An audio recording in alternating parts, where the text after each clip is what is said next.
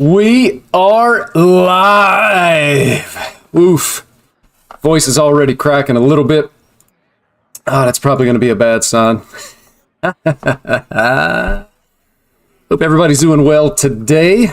This is time change Sunday for me here in the U.S. And not going to lie, man, the time change is awful. I have no idea why we still do it, but we out here. Longer than usual climb back to Legend this season, but I finally made it on, I think I made it yesterday, which is actually the 11th. So I'm going to be pursuing some better ranks now. I think one of the priorities for me for this month is I want to make sure that I maintain an 11x rating, because that 10x climb is a nightmare, man. I haven't done the 10x climb in a while. I don't remember the last time, and it's tough, man. It really is a grind. Hey, Eric. Hope you're doing well today. We hanging right on in there, man. Got in a full day's work today on less than, or with one less hour of sleep, which was tough, but we got there. I'm going to go ahead and fire up some games. I'm going to check out this Death Rattle Rogue. I don't know if anybody's seen it, but it's a pretty fun deck, and it seems like it's pretty powerful. Not exactly sure what the good matchups are, but I think I got a good handle on how to play the deck and what the mulligan is and whatnot. Hey, Jaeger. Good evening to you as well. Death is nature's way. I make my own. Up against Druid right off the bat, which I think might actually be a bad matchup. Depending on what kind of Druid it is. If it's an aggro Druid, I think we're probably okay, as long as we get a decent start. If it's like an OTK Druid, I think we actually just tend to lose, because we're going to end up with a lot of 2 health minions, thanks to the Masked Revelers, and that gets cleared up really easily if our opponent's running a version that has Scale of Onyxia. So we're going to toss these. Bone Spike as a keep. We're keeping Sketchy Information. I would also keep Prep and Snowfall Graveyard, but we don't want to keep any minions, which would include Scourge Illusionist. You don't really want to keep this. Specifically because we want to draw Sketchy Information and play these. We see it is Quest Druid. So I'm just going to go ahead and play the Yoink here. And none of these are really any good. I'm not even sure there's value to having a minion on the board, because it takes up like space on the board for when our Death Rattles start to die. So I'm just going to take the Mage Hero Power, and I think I'm actually going to use it, because pretty likely we're going to be hero powering, and then I'll be able to dagger up and swing next turn as well, because it doesn't look like we're doing a whole lot if our opponent doesn't play a minion. Hey, Sakur, nice to see you. Congrats for hitting Legend, thank you. Now we just got to climb some ranks. So yeah, you can see here, it looks like we're just going to be hero powering this turn anyway, so by using the hero power last turn, it allowed me to be able to sneak in 1 extra damage. Damage likely doesn't matter in this matchup. We know that the Druid, Quest Druid, is going to be healing and gaining armor. That's all fine. We just need a big wide board as early as possible, so likely next turn, well, we'll be able to make use of the Serrated Bone Spike here to remove this guy. And we actually hit the prep, so is there anything cool that we can do? Yeah, so we're going to go Coin, and then we're going to prep out the Bone Spike, play Sketchy Information, and then we'll be able to play our Death Rattle minion that we draw off the top. So that's going to be, that was a actually nice top deck. So this is kind of one of the power plays of the deck, when you're able to do stuff like this early.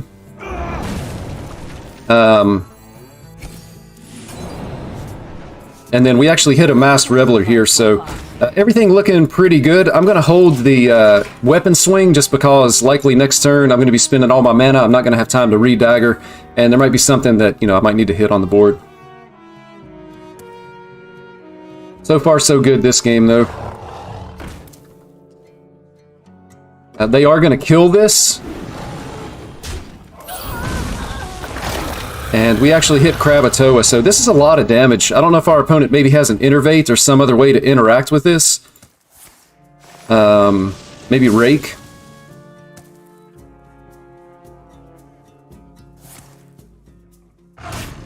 Yeah, so they rake and then face tank here, so it ends up being not as good as I had hoped. Our opponent had a hand that was able to deal with this really well.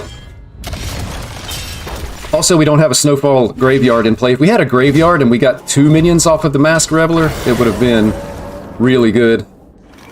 And I kind of regret not swinging last turn, but there was no way to know that we were actually going to hit the Krakatoa. So I definitely want to swing this turn, just because this guy is pretty likely to die. We'll get another weapon. We want to make sure that we push that damage. So now it feels like we're actually moving just a little bit too slow. We know our opponent already has the 5-mana Astalor. They just need to draw Bran and a Nubricon. And then we could potentially be in trouble. So I think the play here is just going to be Illusionist and Ghostly Strike. And we hit a Door of Shadows. I'm going to pass turn here. I'm going to play the Door of Shadows even if it's not infused. The high roll is, of course, a Snowfall Graveyard, which I could then prep out next turn. Don't know which version our opponent is playing. If they're playing the version that runs the Scale of Onyxia, they'll be able to clear up this board, but then at least we do get the Death Rattles off of these. This must be the way. Looks like we're not worried about that particular card, though.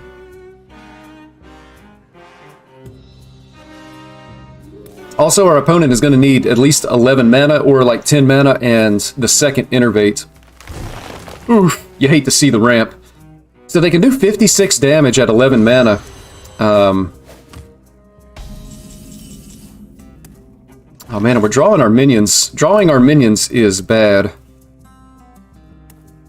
I think I may actually just play the crab here. Because if I go crab, we get an extra 2 damage out of this, and then they really have to have some kind of a board clear, rather than to look for the Snowfall Graveyard. So I'm almost like trying to win the game in a little bit of a different way than I normally would.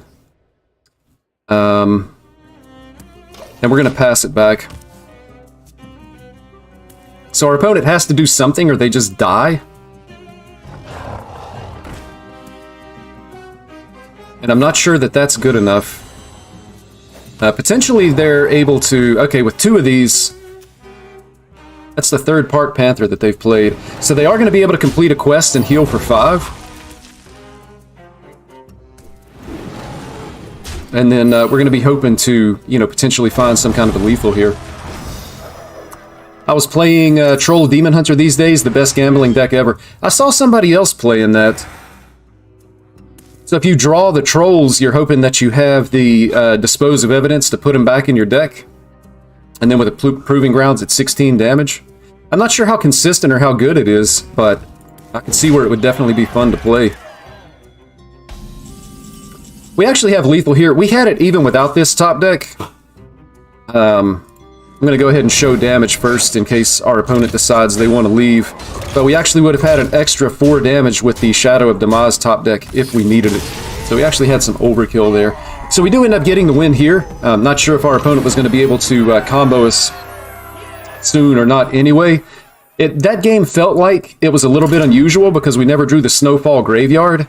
If we would have had one of these in play when the Masked Reveler died, I think the game actually just ends on the spot. So pretty nice win here to start off the session. You gotta love that. It's a bit consistent, that's for sure. Nice.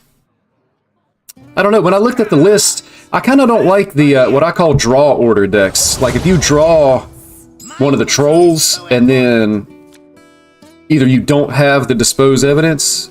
This is all a toss. Then it just feels like, you know, you drew in a bad order and potentially just lose because of it. I kind of don't like decks like that personally, just because of the inconsistency. So here we do hit a Snowfall Graveyard. That's going to be nice. So we'll go... Tentatively, we're going to go Graveyard on 3 into Illusionist on 4. I'm going to play the Yoink here, and ideally I would like the Warlock hero power. Because I'd like to get farther in my deck. Ideally, I'd like to have a Sketchy Information. because we can play the Illusionist, but there's no guarantee that it dies, and that'll be the second turn of the Snowfall Graveyard. Maybe I'll even play this on turn 3, but the plan on this for turn 4. And then here I'm just going to take the hero power that's going to allow me to get in some damage. And again, just like last game, I'm going to go ahead and use this hero power because next turn it looks like we're going to be daggering up. So we'll be able to Druid hero power plus the dagger. And we can see here we're up against Jackpot Rogue, so we got a Scarecrow. And again, nothing going on here. So I do think I'm going to coin this out on turn 3 with the expectation to play these two guys on turn 4, because I don't want to waste potentially 2 turns of the Snowfall Graveyard when it only lasts for 3 turns. So it's just going to be hero power and dagger. And then we feel really good about being able to push the extra damage this turn because we swung last turn. And that's just going to be a call based on what's in our hand and what we might potentially be able to do. The citadel stands strong. Opponent draws cards. I mean, that's not super great off of the reconnaissance. We hope that they're low rolling.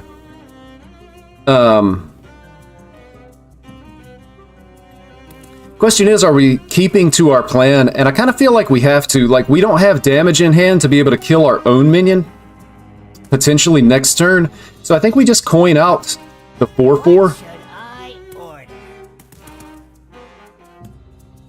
And then if we're super good at the game, we can hit like a preparation to be able to prep out this plus play what we get off the Scourge Illusionist if it dies here.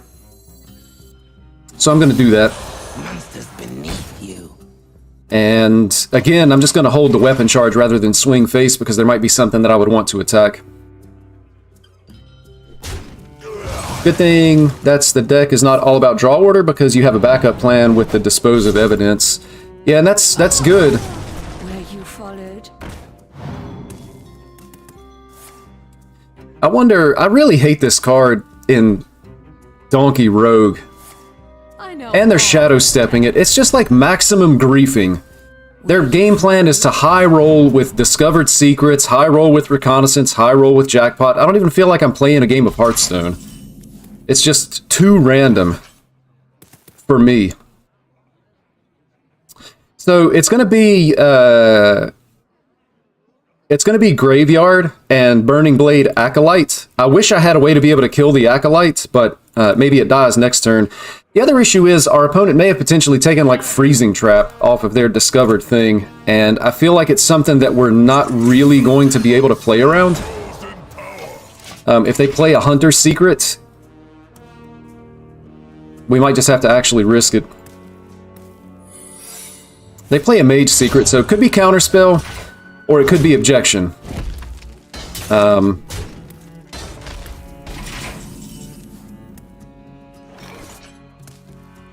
We can check for Counterspell. I mean, we don't have any cheap minions to be able to check for objections. This is actually probably the best, I guess, to check for objection.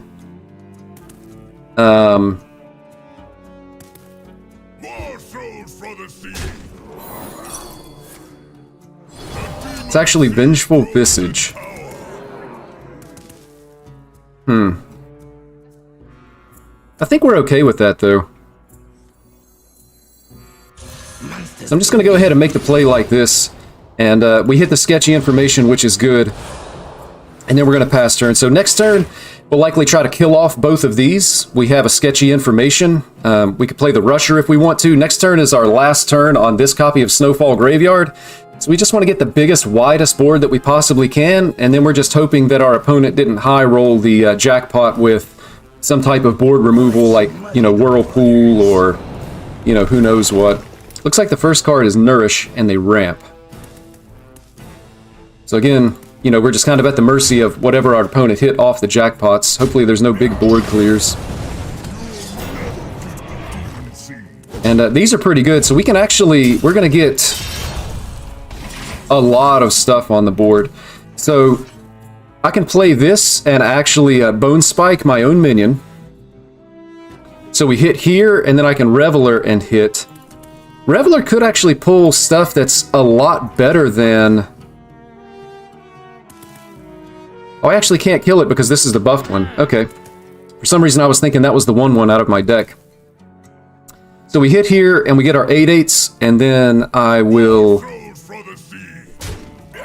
play this guy, and then we'll see what we pull from our deck.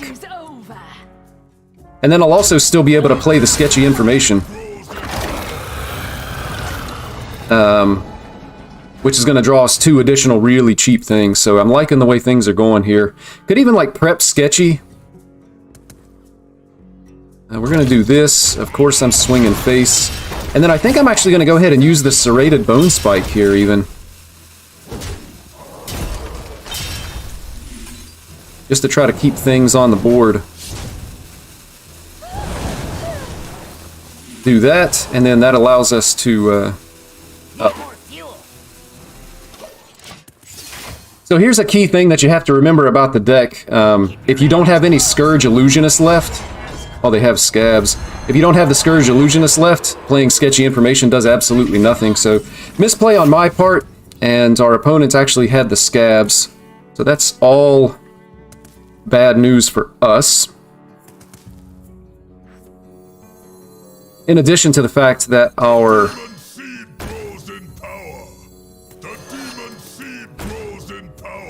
Should have traded first here. In addition to the fact that our Snowfall Graveyard has expired, but I still feel like we're doing okay in this matchup as long as our opponent doesn't high roll.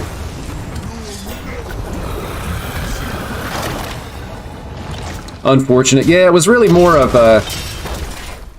It's unfortunate they had Scabs, but I have not played very well. I haven't played very well this particular game, so this is the kind of game that I feel like if I lose, I don't necessarily mind, regardless of what my opponent did, because I know I didn't play my best. If I played the best that I can play and feel confident that I didn't make mistakes, and then I lose because of some high rolly stuff, then, you know, that starts to feel really bad. They take a 5/8 with Taunt. They also give us an Avenge, which is an interesting choice, because we should be able to make use of that. So I'm going to start off and hope that we hit the second Snowfall Graveyard. We did not, but we can continue to look for it.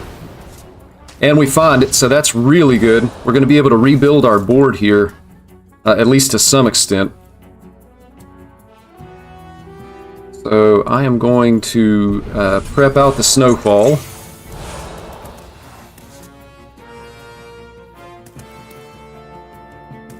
And let's see, that's only going to be 2. I need to kill the Krakatoa, I think. It's just a really big minion that I want to get off the board. So we're going to hit here. And then we can play this guy. Remove there. And then I want to remove the Krakatoa, and then I'm going to play the Avenge. So we're guaranteed to be able to get the Avenge. And I want to go ahead and swing here because I might actually just be playing our own crab next turn. Although, it's probably better to play the Mothership while we have the Snowfall Graveyard available. Got to keep in mind 2 more turns on this.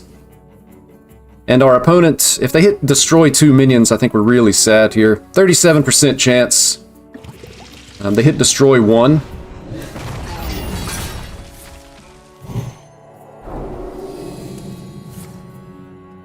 And they got a Siphon Soul off of the thing, and we're actually getting pretty low here as well. You get the goods. I'll stand watch.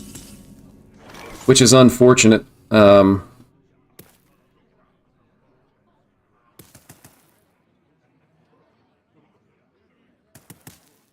Question is, what's the play? I mean, the 2/5s, they also still have, like, direct damage as well. Like, it feels like things aren't lining up very well for us. I'm getting inspiration. Door of Shadows. I don't think there's anything really relevant that we could hit.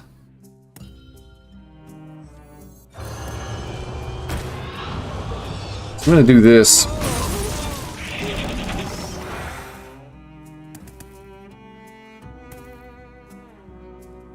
Opponent still has 4. Well, he potentially just die here. We're gonna go on fishing, and I'm gonna take the Ghostly Strike.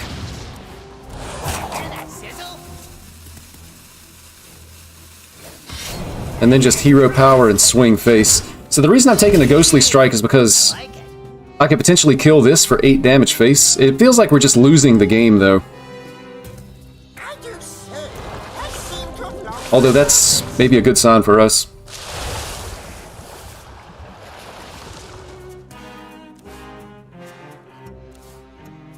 Really wish I had back the 4 mana that I wasted on sketchy information. And it looks like we did actually die. Tooth of Nefarian and Shadow of Demise on the bottom of their deck. And they're playing Finley, which is just a really bad card. So, I mean, their Reconnaissance was not good. The Jackpot wasn't great, but they found a use for what they found. I mean, the ramp, I guess, was okay. Siphon Soul ended up being pretty good against what we were doing. I'm going to queue it up again. Didn't play well. Have to do a little bit better than that. But even if I don't waste 4 mana on a worthless, sketchy information, I'm not sure that changes the outcome of that particular game.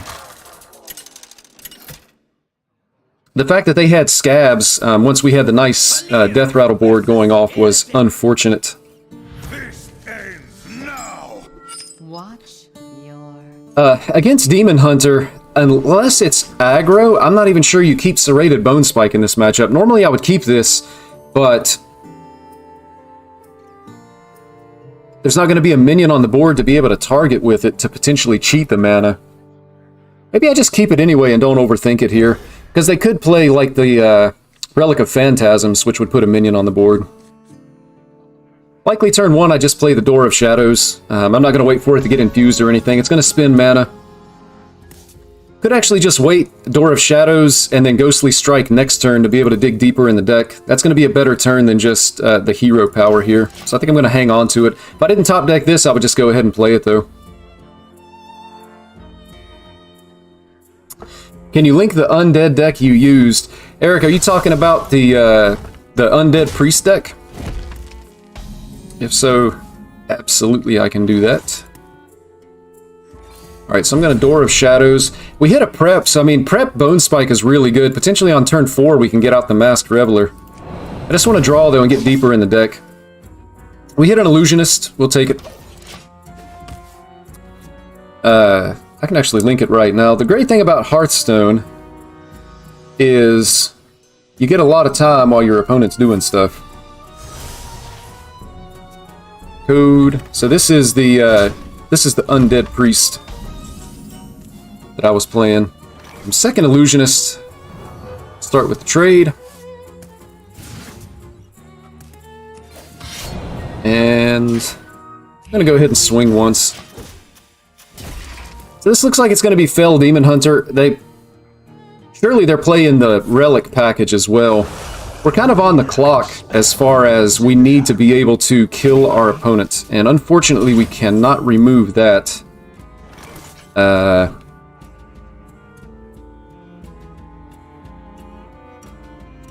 think I'd actually just play the Illusionist here. I need to get on the board. I don't want this punching me in the face over and over again. Maybe they will trade for this. And then we can check the bottom of our deck here. And I don't think we actually want to take minions. So I'm just going to take the Shadow of Demise. We don't take the minions because we want the minions coming out off of the Masked Reveler. And hopefully we don't actually hit motherships, because a lot of times these minions are small, and they get cleared really well by like Spell Power plus the Unleash Fell. Which, unfortunately, all the minions coming off the Masked Reveler are going to be small. So we are going to get... we go Prep Bone Spike, then we'll have this for only 1 mana.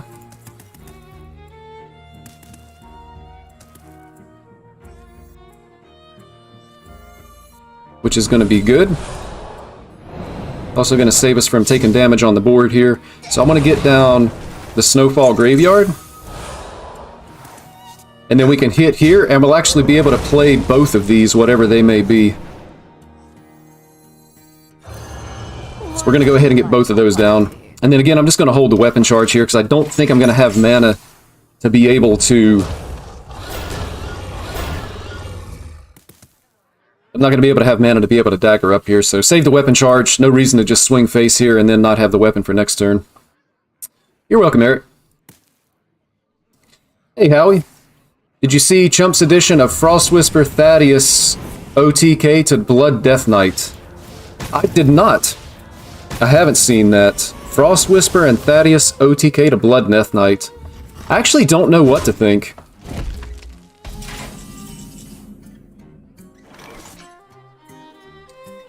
This ends up being pretty good for us here, I think. See what we get off of this guy first. Those are actually really good. I like having this. In case the board gets cleared, it's going to summon 5/8, and we still have one more turn there. I'm going to hit like this first.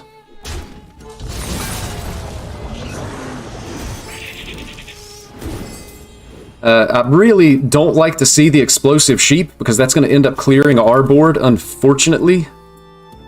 So I'm going to swing here.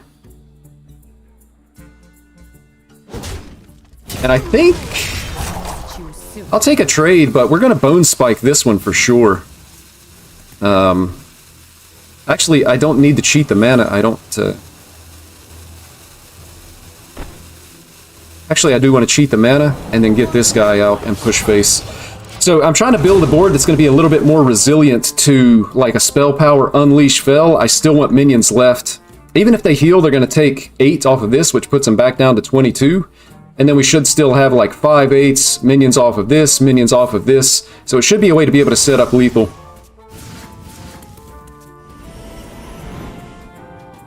And we actually have lethal next turn just by killing off the Mon, plus the damage we have on board.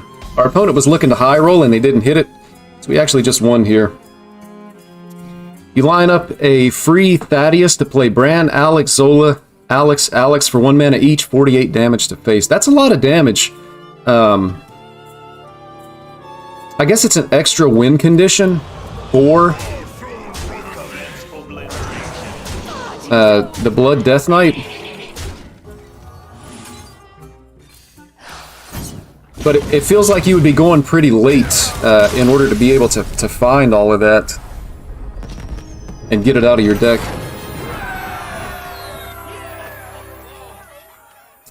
That was a pretty smooth game. Thaddeus, Bran, Alex, and Zola. So you're talking about a 4-minion combo. And I assume that means you have to have Frost Whisper as well, so that's 5 minions. So Frost Whisper has to die, and then you have to have those 4 minions in your hand within 3 turns. Only Blood DK can still be alive after this combo. Yeah, it feels like it would be inconsistent because of how many cards you have to have in order to have the combo. And a lot of times when I've played Blood Death Knight, I've had a lot of cards in hand, and I just haven't been able to play them. And then you're talking about holding an additional 5 cards. So it feels like sometimes you could end up in spots where your hand is full, and you don't really want to play any of your cards. Get rid of all these. Hopefully this isn't another Scarecrow Rogue. Scarecrow Rogue is what I call Jackpot Scarecrow because it's no brains, no heart. Just hoping that Hearthstone gifts you a win in the form of high-rolling jackpots and reconnaissances.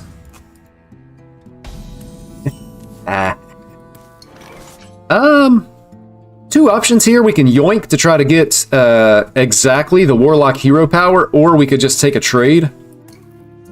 I'm going to take the trade versus playing the yoink here.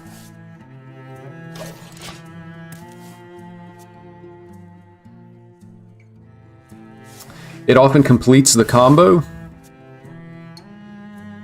don't know, I might have to check it out. Is this, is Chump like a streamer or like a YouTuber? Like if I wanted to check out them playing that deck, what would I need to do? I think it's just Yoink and Door of Shadows here. Well, Door of Shadows first, just to see what we get. We hit the Snowfall Graveyard, which is really good for us. Then I'm going to go ahead and play the Yoink, and maybe we actually take damage. Is it better to have draw or damage here? I kind of don't want draw because every time we tap, we could potentially draw a minion that we would rather be getting off of like Scourge Illusionist and this. So I think I'm just going to take this, and then we can go ahead and shoot our opponent with it. It doesn't necessarily matter. If I didn't have the Snowfall Graveyard, I think I would take the Warlock Hero Power. But since we have one in hand, I think we're okay. And we don't necessarily want to keep drawing cards. We want to be pulling those cards out of our deck with these guys. Hey Bluebell, nice to see you. Glad you could stop by. It's for sure inconsistent. It's a 5-minion combo. Yeah, that's kind of what I was thinking. He does both streaming and YouTube. Thanks, Emmanuel. I'll check that out. YouTube, search Chump Hearthstone. Posted it this morning. Yeah, I'll check it out sometime. Still don't know exactly what we're up against. This could be Miracle Rogue. I almost wonder if, again, I want to just coin out the Scourge Illusionist, because I play this now, and then I play the minion next turn, and they may actually go out of their way to not kill it.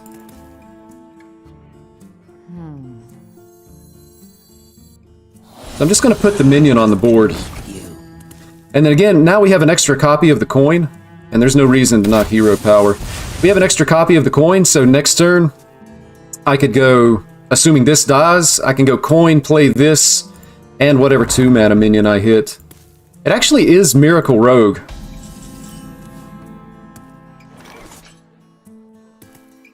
So I'll be able to kill this with the Wicked Stab next turn. So I think I want to go ahead and get this in play. If our opponent goes off, we can guarantee that we'll be able to kill this. Many options.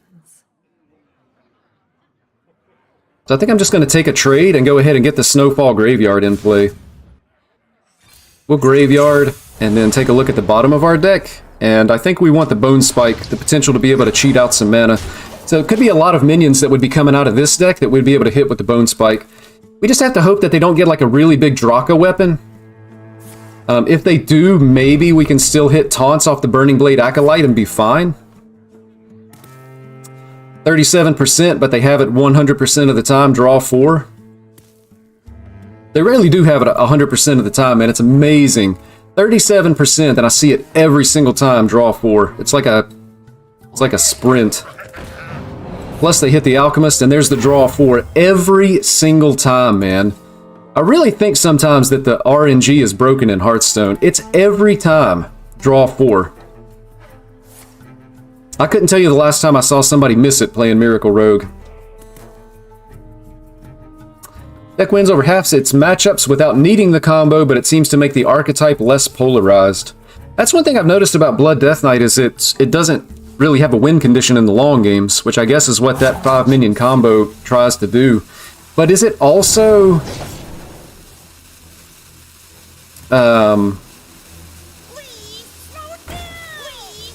is it also a Renathal deck, I guess would be my question. That's going to be a 10-10.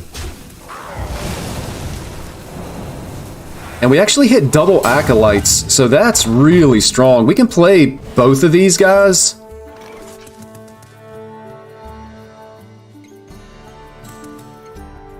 And could even kill one if we really wanted to. And then next turn we'll have the Reveler.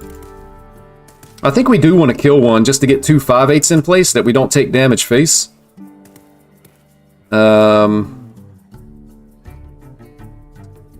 Maybe I even hold this guy. Just because it is going to be infused with just one more. Actually, if I'm killing my own minion, it's going to be infused. But I don't know that I necessarily want to use it this turn. Because we won't be able to make use of the temporary copy.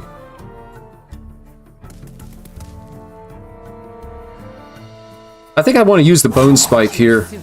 Even though I can't necessarily work with the mana that I'm going to be cheating, I just want to remove this 3/2. And then we'll get the second one in play. So this should be guaranteed to be able to kill off next turn, and we get 2 more 5/8 taunts. Plus, we're going to have this Reveler. It'll be the last turn of our Snowfall Graveyard. It feels like we're in okay shape here.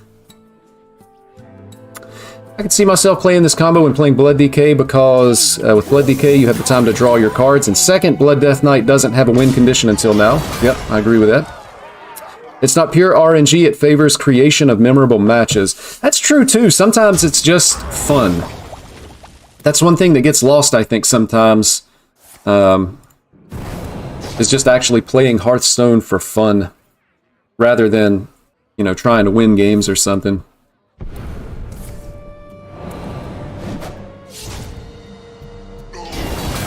So the one issue that I have, this ends up being really good for our opponents. I want to kill off this guy and this guy. That's right. While I still have the Snowfall Graveyard active. But I can't do that and remove the stupid Putricide. So potentially we just lose to random potions if I don't remove this. So maybe I can't even play the Masked Reveler. And unfortunately we hit Neptulon, which is really good. But that means we have Reveler, Mothership. I mean, this goes off twice, so I think I still do this, because potentially we can hit, like, Crab, which would remove this. Mothership would still remove this. So, I'm gonna start off like that. Party's over. By hitting here. And that's... Man, that's like the absolute worst. I hit... There's only... Hearthstone hates me. I mean, I'm just dead. If I kill this, I'm just dead, so I have to kill this, but they're getting these random potions. When these guys die, I'm only going to get 158 because this expires. There's 4 minions left in the deck, 3 of which have Rush. And I hit this thing twice. So I lose a 3 out of 4 twice in a row. What's the chances of that?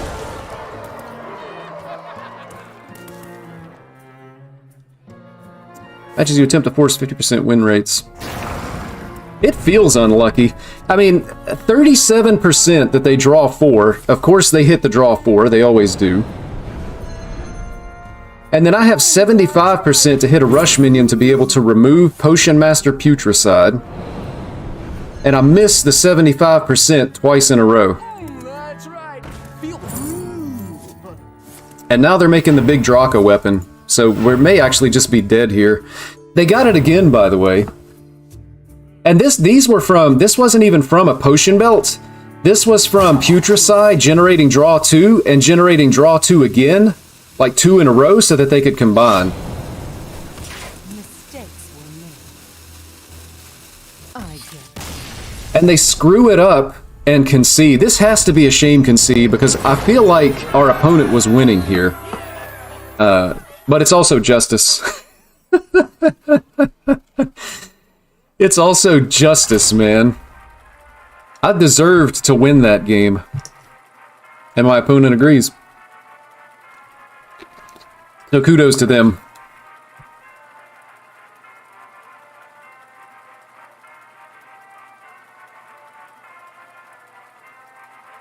Does that ever happen to you guys? Like, does anybody ever shame concede? I do it occasionally. Like, I misplay so hard that I'm just like, you know what? Let me just go ahead and concede. Sometimes even if I'm in a winning position. Stay in the shadow. I'm noticing lots of rogues. You're back. Been a couple of different varieties, but we've seen Miracle and we've seen... this is only, what, like the 4th or 5th game, I think, today? This is the 3rd rogue. We've seen 1 Jackpot, 1 Miracle.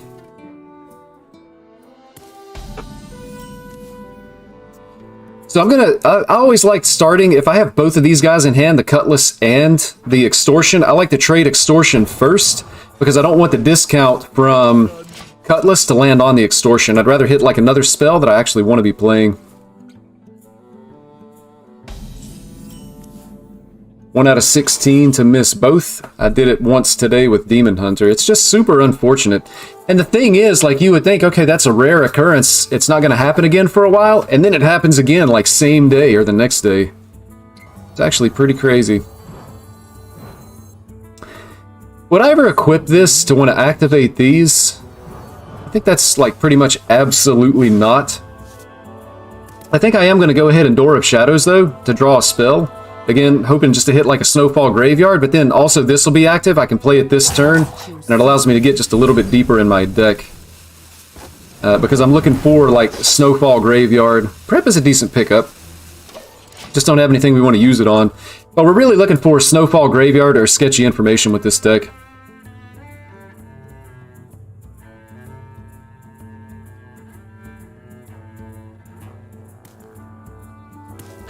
Everything else, all the other draws are likely irrelevant. This looks like it's another Miracle Rogue as well. The fact that this is not a snap pick tells me that for once they're not going to get draw 4. If they do get draw 4, I'm mad because they took their time picking the first piece of the puzzle.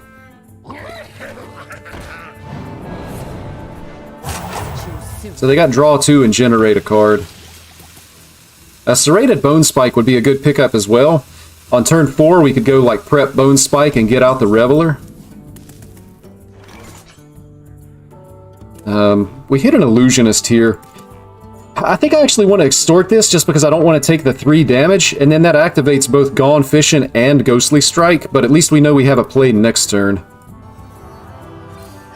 So we'll see what we get off of the bottom here. Bone Spike really the only option that we would want. And then I'm going to draw an additional card deeper in the deck. And then there's a lot less value in the second Gone Fishin' because we know we have minions on the bottom that we don't really want to draw. So if we play the Gone Fishin', and this is apparently Jackpot Rogue that plays Potion Belt and Alchemist. I'm not sure what I'm playing against now. That seems kind of weird. And I think... they play a Mage Secret. I kind of have to play this, because if it's Objection...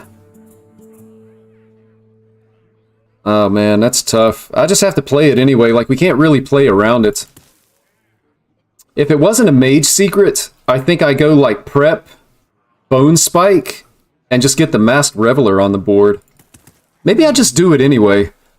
Out of all these Mage Secrets, they only get one. Could be Explosive Runes... Could be Ice Barrier. I mean, there's no guarantee it's Objection.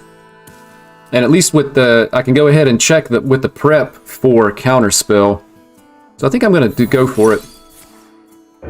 They actually do hit the Counterspell, so we threw away a preparation, but at least we know what the secret is. These thumbnails are getting out of hand. Hey, Cax. We have plotted long enough. Oh man, they have the Queen Ashara active on turn 4.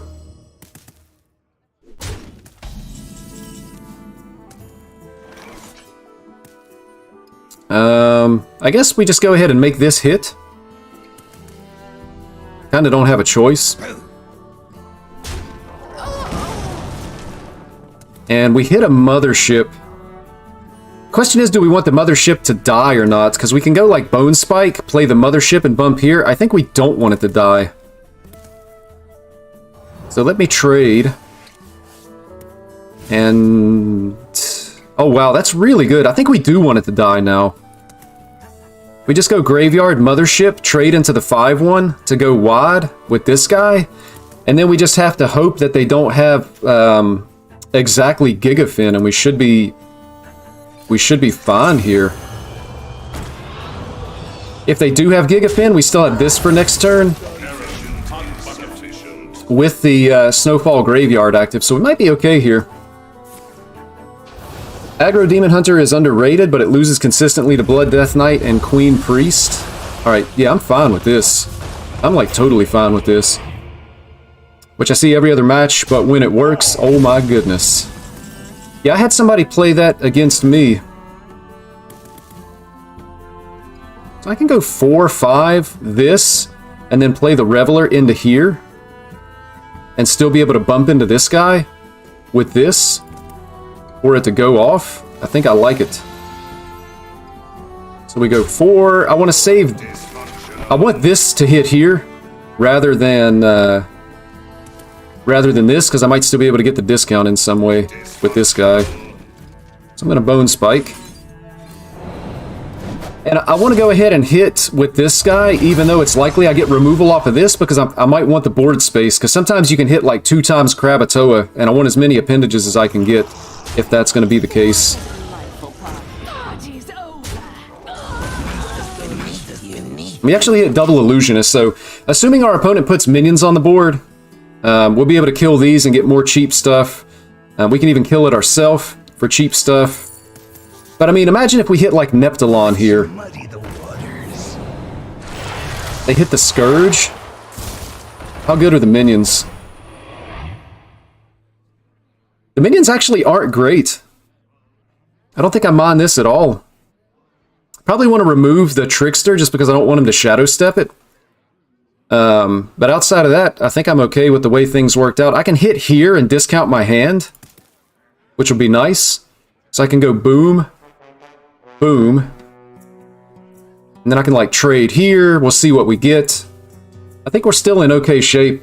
When they play either Tess or Contraband Stash, they're going to get another copy of the Scourge, but there's no guarantee that it's going to be good for them. A bit unfortunate that this was the top deck. I could yoink to try to hit the Warlock hero power, but it's 1 out of 10. So I don't think it's worth it. Dysfunctional. So we'll make the play like this. Definitely want to remove this guy.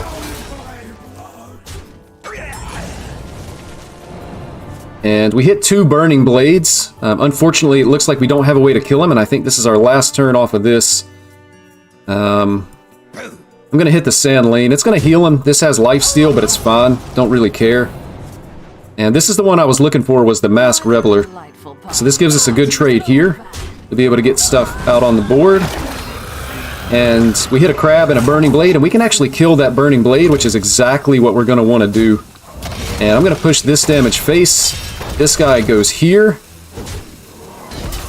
And then we're going to Bone Spike this guy. And then I think we actually just play like the 4/4s.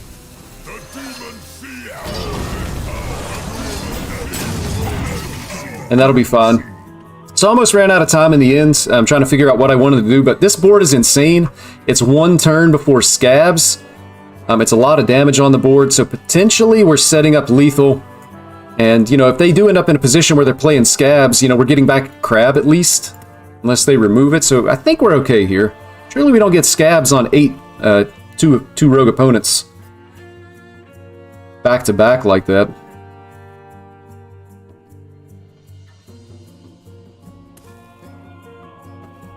That could be nice. I've seen the aggro DH a very small number of times, but it was good against what I was playing.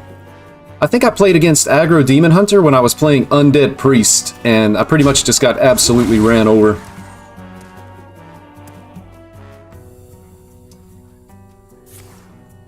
Okay, that's not... I'm assuming that their best play would be like Contraband Stash to get another copy of the Scourge, and maybe like a copy of this Colossal. Where you followed. If we somehow top deck like a Wicked Stab, we have lethal with the Shadow of Demise here. Could also find damage off of the Yoink. It wouldn't be enough though, even with the Hunter hero power. But looks like they're kind of struggling. Good news for us. Oh, and we hit the Wicked Stab, so we just won. Nice. I like to show damage first in case our opponent wants to leave. Save us some time and save a little wear and tear on the old mouse here. Here we go. So we get there. Again, you know, it's just kind of like Scarecrow Rogue, no brains, no hearts. Oh, give me the exact Colossal minion that I need. Give me, you know, whatever I need off of jackpots and stuff like that. Apparently they low-rolled jackpot. They didn't get anything good off of it. I guess the Scourge was good, but the outcome wasn't good. But that's kind of why, you know, Jackpot Rogue is just a bad deck overall. You have these really high-rolly games, but they don't happen very often. What's aggro DH? It's just an aggressive Demon Hunter. It's going to be playing like the 1/3 weapon, Dread Prison Glaive. They're going to play like Multi-Strike, Fury, Chaos Strike, a lot of Fell spells. I'm assuming they would also play Battle-Worn Vanguard. That's the 2/2 that when you attack, it summons 2 1/1s. They probably play the Fossil Fanatic, so that when they attack, they draw a Fell spell. They're going to play Sightless Magistrate, draw cards until you have 5 in hand. They play Magnifying Glaive. That's the 3/2 weapon. Ooh, nice to see you. What, do I keep this to maybe try to... I don't think that's a keep, though. So yeah, it's just an aggressive Demon Hunter deck. It is potentially going to have a little bit of board presence aspect to it. And then just a lot of damage from the hero attacking. It's a deck that's been around for a while, but it hasn't been good in a while. But if you remember like Drekthar Demon Hunter from, I don't know, like quite a few months ago, it's going to be similar to that. Of course, it no longer runs Drekthar because that was nerfed, but that's the style of deck that it is. Yeah, the 2-drop 5/4, the Bibliomite. Yep. And that works out well too. I'm not sure if they run Dispose Evidence, but there's a lot of synergy with putting cards back into your deck and then playing either the Sightless Magistrate or the Magnifying Glaive because you're going to be drawing a lot of cards. Yeah, it's pretty interesting. I don't know how good it is, though, in the current meta. I feel like it's questionable because if it was really good, a lot of people would be playing it at very, very high ranks.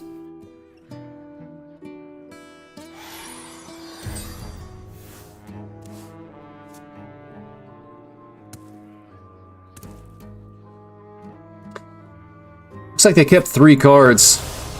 Could actually be an aggressive Demon Hunter right here. If it is, I mean, we don't automatically lose, but it could potentially be a tough matchup for us. I think, again, this is just a trade. I would rather trade and try to find something that I put in my deck on purpose than to hope to high roll exactly the Warlock hero power. There may actually be a better card than Yoink, but there's only 1 copy of it, I think. Yeah. So I'm going to take the trade. Next turn, we can go Yoink, and the Ghostly Strike is active, or the Gone Fishin'. Maybe Gone Fishin' is actually better since it's gives us the option of 3 cards off the bottom.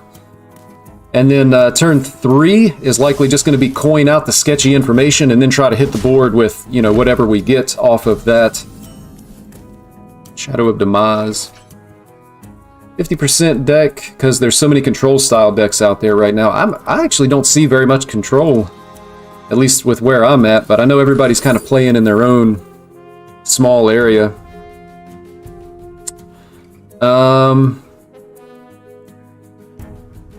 It feels like damage is irrelevant in this deck, for the most part.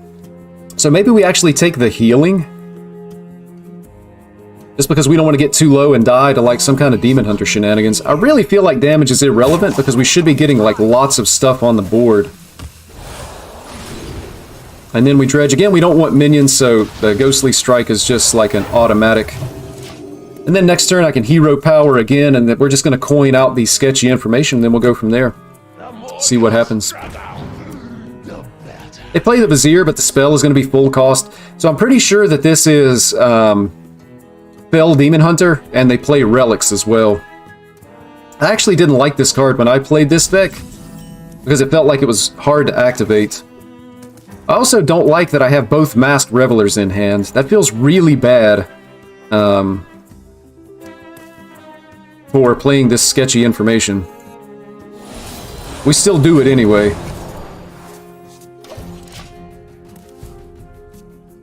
And, I mean, I guess I just hold this. It's 1 additional healing. The 1 might make a difference. But next turn I can actually, you know, just get down this guy, and then I've got the Ghostly Strikes to be able to get farther in the deck. And you can see here, they play the Sathino, which is interesting. I need to remove this. But it's not as big a deal because they're going to be killing the Burning Blade Acolyte, which is going to be good for us. So I'm going to go ahead and get down the Burning Blade. And then I'm going to Ghostly Strike actually on the Sathino. There's a chance that I hit like a Serrated Bone Spike and can just remove it. Or even if I hit Wicked Stab, then I could go Ghostly Strike again and Wicked Stab to remove this.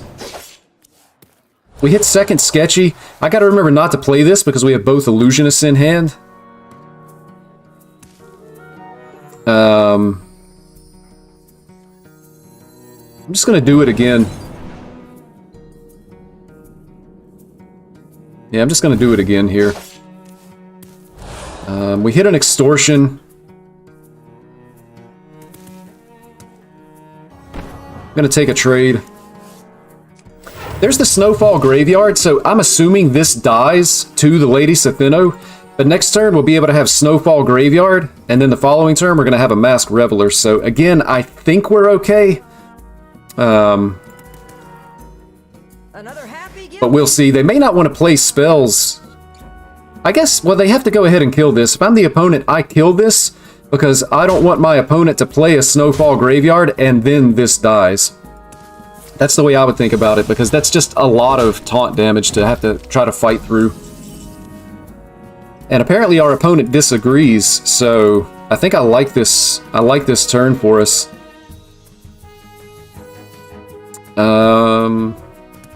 What else would we want to do here? I guess we're still just taking a trade. With the second one, I'm just going to go ahead and play the Snowfall Graveyard and do this. And now this guy guaranteed dies. It gets the big taunts in the way. It removes the Sethino. Honestly, it was probably a mistake to trade the Extortion the first time. I should have made that play without the trade. So I got really lucky that I got the second Extortion. I think this was always the play. So I definitely misplayed that turn.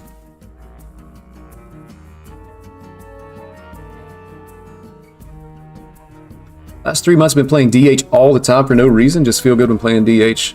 It's a fun class to play, for sure.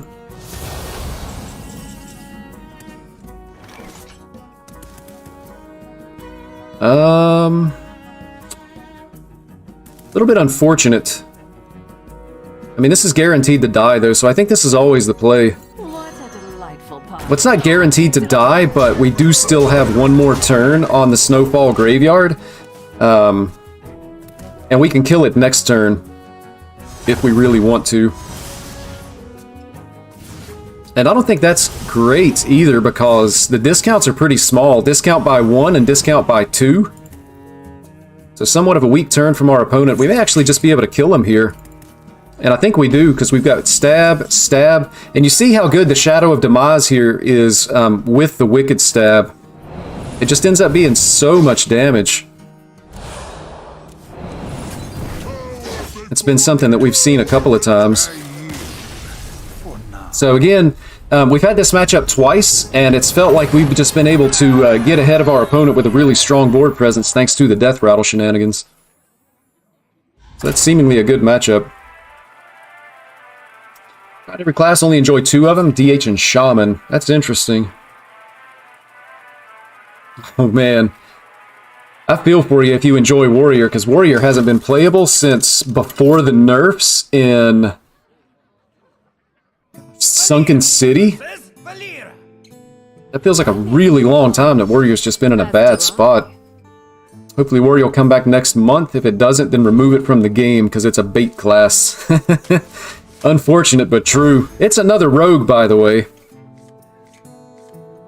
But we get the Snowfall Graveyard in hand, and potentially it gets discounted. Plus the prep, we'd be able to play this for 0 mana. I like it. I don't really like having Neptulon in hand. Could also draw an additional spell. But that's insane. We've got the prep, we've got the Bone Spike, and we have a 2 mana Snowfall Graveyard. We just need to hit other stuff. I'm going to swing here. It's likely we're going to be hero powering next turn, just because we don't have anything in hand. And still don't know if this is Miracle or some type of Jackpot Rogue, because the Jackpot Rogue we played against earlier played Potion Belt. The question is, you know, do they hit the draw 4? Feels like they always hit it. Definitely a trade. Gone Fishing not active, so I'm just going to swing and click the button again here. Yeah, Warrior, unfortunate. And it felt like Death Knight. So this looks to me like it's going to be a Jackpot Rogue. If it was Miracle Rogue, they would have had at least 1 draw too, I think. Unfortunate, our hand is doing absolutely nothing. I need to dredge, but I can swing here, prep, Bone Spike. But there's no guarantee what's coming off the top of my deck. I don't want to just play this and then have no Death Rattle minions to be able to take advantage of with it. I think I actually just want a Wicked Stab, like Wicked Stab face, to activate the Gone Fishin', and then maybe we can do something really nice next turn with all of our cheap stuff. So this does not feel good. Wicked Stab only doing 2.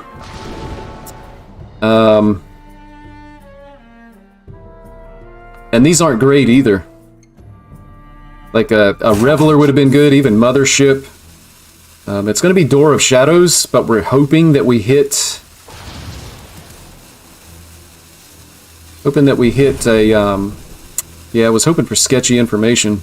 Nothing gets past me. So I'm going to swing face. I'm going to leave this as is. Again, I can, like, punch here, prep out the Bone Spike. But we really need to draw something good, man. Our hand is so good if we just get one card to be able to pull it together. Hey, Ratco, nice to see you. Just to say hi and keep up the good work, Uncorrupt. Thank you so much. Glad you could stop by for a moment. Really appreciate that.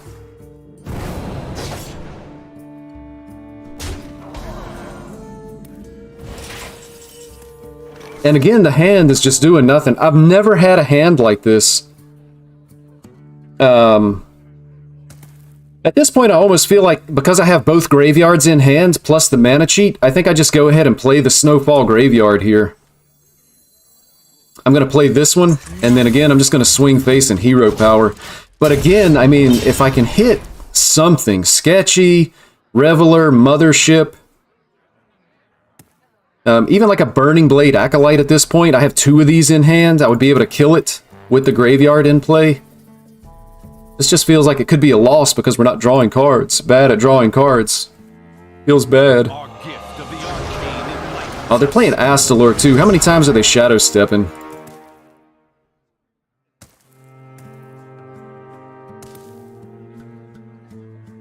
Maybe they're not shadow stepping. But that kind of puts us on a clock because we know they're going to have access to most likely multiple Astalors. Plus we're just taking damage every turn because we're doing nothing. So I might actually have to do something to address this board because it's starting to mount up. Plus they have coin. I'd really like to get a huge board this turn. But I'm dependent on exactly what my top deck is.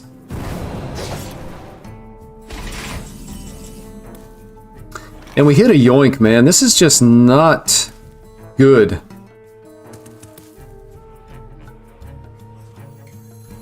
Really need some card draw. We do hit it. It's going to hurt, but we kind of have to because we need to draw cards. We hit a Mothership here, so we're going to have to go in with it.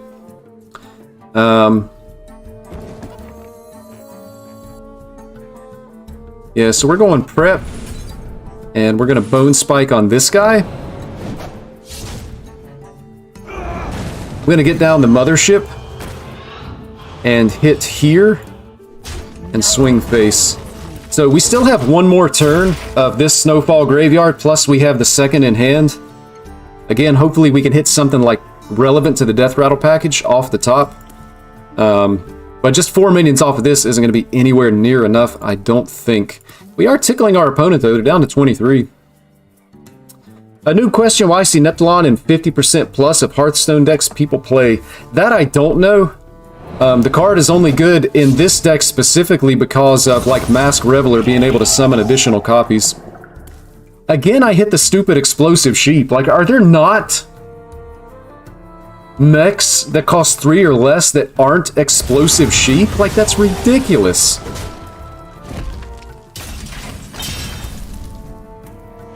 And again, I have to tap, and we're just continuing to go low. We're taking trades. There's an Illusionist, but I guess I can kill it. But we don't have mana to be able to do anything with the stuff. And I think I do want to go ahead and kill it, just because this will expire, so if they kill it next turn before we get this up, then we won't get the good stuff. So I'm choosing this play. 2 copies of this is good. I'm going to hold the weapon swing here, I think. Maybe I'm not. We're going to punch face. If we absolutely have to have a weapon swing, we've got this. So next turn, we've got Graveyard and 2 of these guys. But, I mean, if they have Scabs, we're in trouble. The crab doesn't really bother me all that much.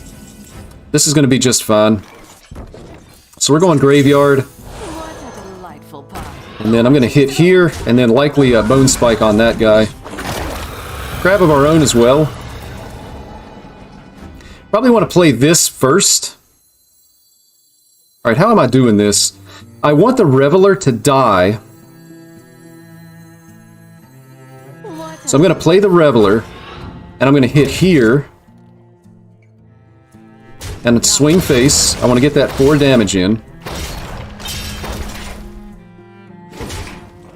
And then I don't think I need to play the Bone Spike here. So I'm going to hit like this. Or maybe I go ahead and hit here because I don't know what it's going to summon. Or maybe it doesn't matter what it summons, just because... Well, if it hits Crab again, though, it's going to be extremely relevant. Choose soon. I'm going to want the board space in case of, like, double Crab, so I'm going to do it like this. Could be a little bit questionable on the order here, but maybe it's fine.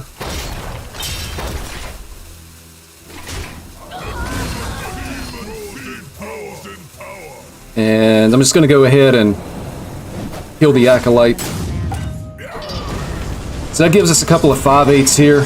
If our opponent does play Scabs, we at least get a Crab back, which is good.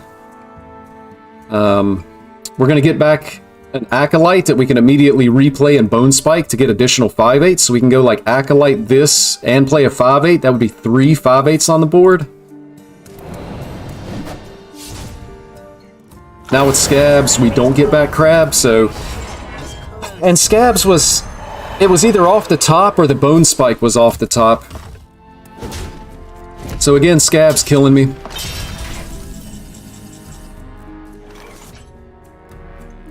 Yeah, you never want to play him for 10 mana, that's exactly right. This is actually 5 mana. Man, it's just... I mean, I have to do it. And then we hit a prep, but there's nothing that we really want to do with the prep. Take a trade. There's still a Scourge Illusionist in the deck, so I can prep. I can prep this out.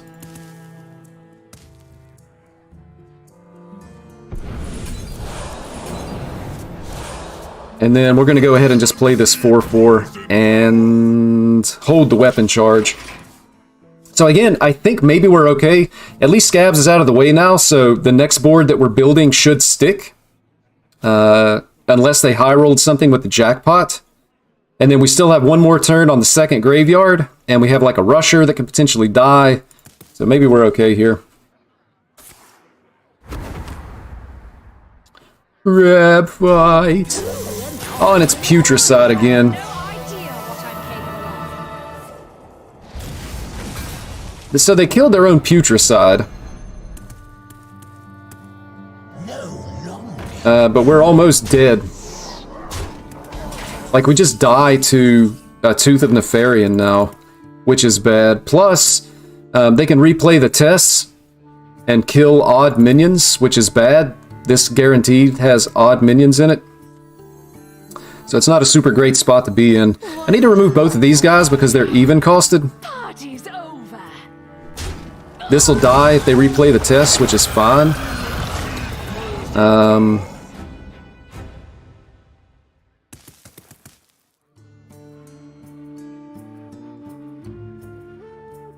So I'm going to hit here. Let's see. Sure would be nice to be able to remove this board. How do I set up lethal is the real question. Nothing gets past me. So I'm going to swing face. I wish I would have swung last turn. No. We'll hit here.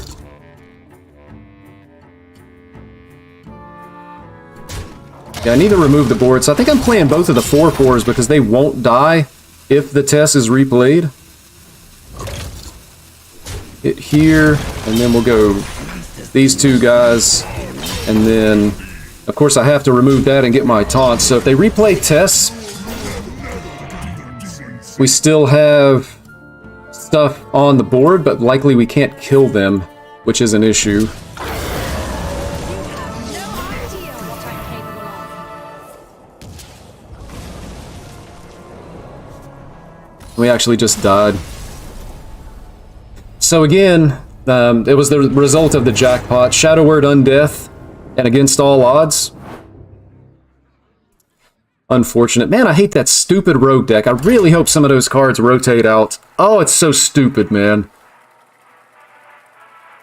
Discover the exact cards that you need to be able to win a game.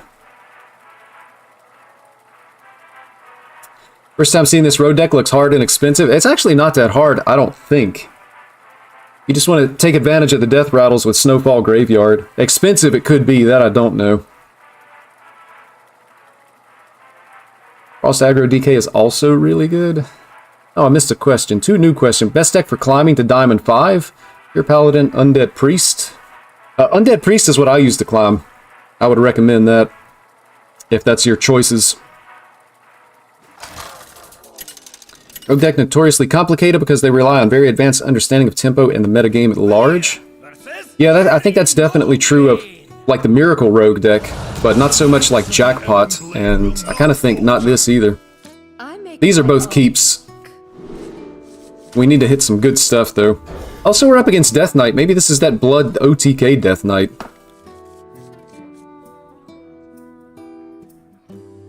We have an Illusionist. I mean, you don't necessarily want this in your hand, but at least it's a play. It's a Death Rattle minion.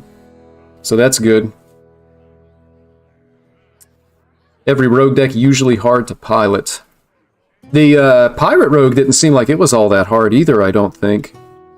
Just like a board-based aggro deck. Pirate Rogue actually got some support with the recent expansion with the 1-drop, but I still don't think it's not good enough. Plus, it's kind of boring, to be honest. Oh, he's coming for us. Potentially, we just lose if this is like Frost Death Knight, which is unfortunate. I guess we'd really need taunts from Burning Blade Acolytes, but they could just be like freezing us. And they got a decent start here as well. Next turn, I'll be able to go like coin prep with a Bone Spike and get this guy down. So I think I want to Extortion the egg now. I take 1 extra damage next turn, but then I can go coin. I can prep Bone Spike the 3/3 and then get down the 4/4. So I'm going to do exactly that. I take 1 more damage here, but I think it's fine.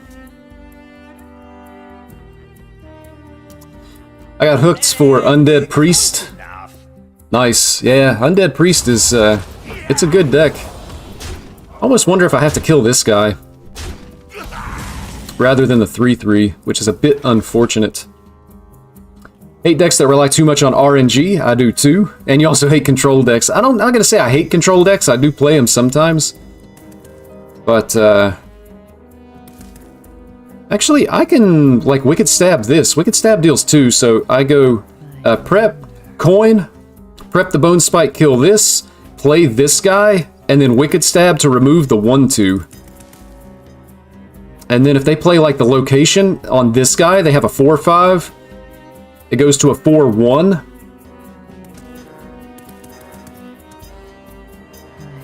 Could just go for the Mothership play here.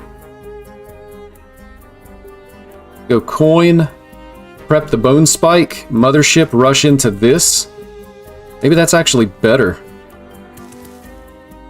No, it can't be better. I need this. I would really like to have a Snowfall Graveyard in play when it dies, but I think I need the Death Rattle off of this, more so than I need, like, crappy mechs. So coin, prep, Bone Spike, this guy, and then I'm going to Wicked Stab the 1/2. Maybe a little bit questionable on that Wicked Stab, but I really think that you got to give respect to that 1/2 adding damage to the minions that are on the board. I can't afford to take too much. We're actually going to get a trade here, which will be nice, and then we'll be able to play whatever we hit. And could even like just equip the weapon to be able to kill the 1/2, so that way they don't have a target in case they do find a location. Let's see what we get off of this first, though. Could hit a rusher here. We do. So I'm going to take a trade. I think I'm going to go ahead and play the Door of Shadows. I'm not going to wait for this to get infused, so I'm going to spend the mana while I have it. And unfortunately, Yoink isn't great. Again, I would have been hoping for like a Snowfall Graveyard, but at least with the Yoink, maybe I can discover some kind of healing. Either Warrior or Priest. Even Druid for the 1 armor could be good enough. Saw that I hit Legend with Rogue. Yeah, I hit Legend playing this deck, but I only had to win like a couple of games. And they went really well. Oh, wow. We hit the Neptulon here, so they're taking a ton of damage. Which is just good news for us.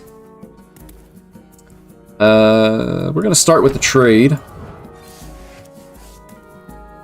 And then we'll go Yoink, and we'll play the Ghostly Strike this turn as well. Armor Up is great. I'll take it. That's going to heal 4. Then we'll do this. We hit the Shadow of Demise, which doesn't do a whole lot. But this ends up being 12 damage. And then we'll pass it back to our opponent. So pretty... I don't know. We had to use a Wicked Stab, or maybe we didn't have to. That's insane. It's really likely that they had the stupid Frostworm's Fury in hand now. Plus they have a 5/6 on board. I mean, prep is fine. We'll prep out the Bone Spike just to remove this, but 2 3-drops isn't getting there. What if I go Bone Spike on this? Just play my entire hand? It feels bad, but then I have the 5/4. It's probably better than the 2 mechs, but I think we just lose because of the Frostworm's Fury. And with 1 Wicked Stab gone, we don't have much in the way of reach, either. Maybe I save this in case we do hit the 2nd Wicked Stab. So I can just go prep Bone Spike. I don't get the mana discount if I do it in that order, though. So we'll do this, and then we'll Bone Spike here. And we can't use the mana discount anyway, unless it discounts... And it actually doesn't discount your hero power, which is unfortunate. Might have been able to sneak in a damage. If we get to attack, there's healing in this. But yeah, it just dies. And they don't even have to play the Frostworm's Fury here because our board is so weak. Like, they can just hold it. Now they guaranteed have one, so this is a loss.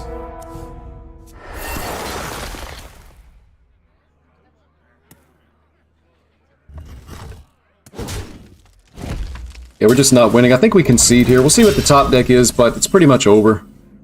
I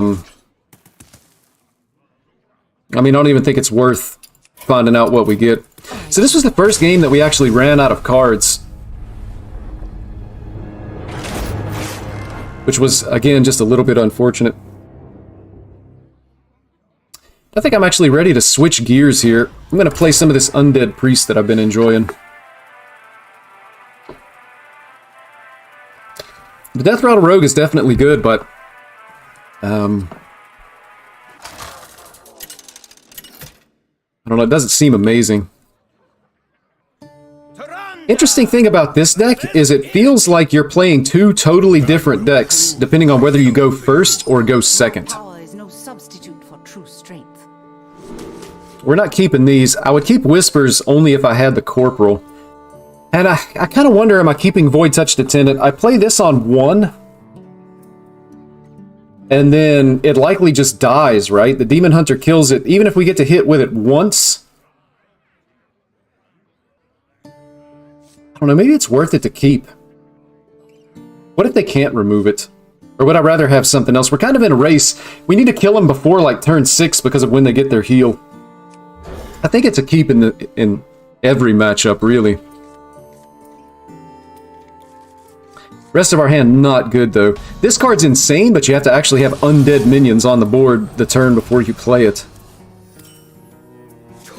So it might even just be like attack and hero power next turn, and then hope we draw something to be able to play on turn 3. It's not looking super great here, to be honest.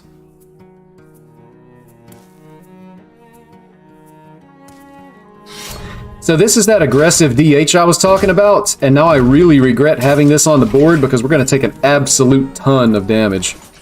And I don't even have minions to be able to develop. Like, if they play the Battle-Worn Vanguard, I may even want to silence this.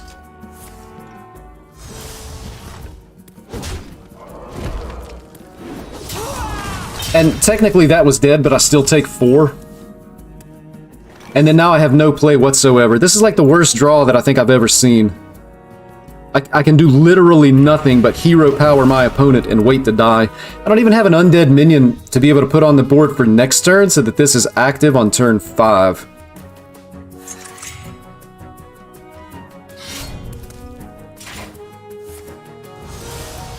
Meanwhile, we're just taking damage. That's really unfortunate. It feels like their start wasn't even that good, and somehow our start is worse. Like, what is this? I feel like I have to draw cards here, but it's just really bad. I mean, next turn, I guess I go, like, Corporal. I can silence it to clear if they have some kind of a board. And maybe even play Undying Allies. Maybe we find a way to get there, but it just feels like we're dying.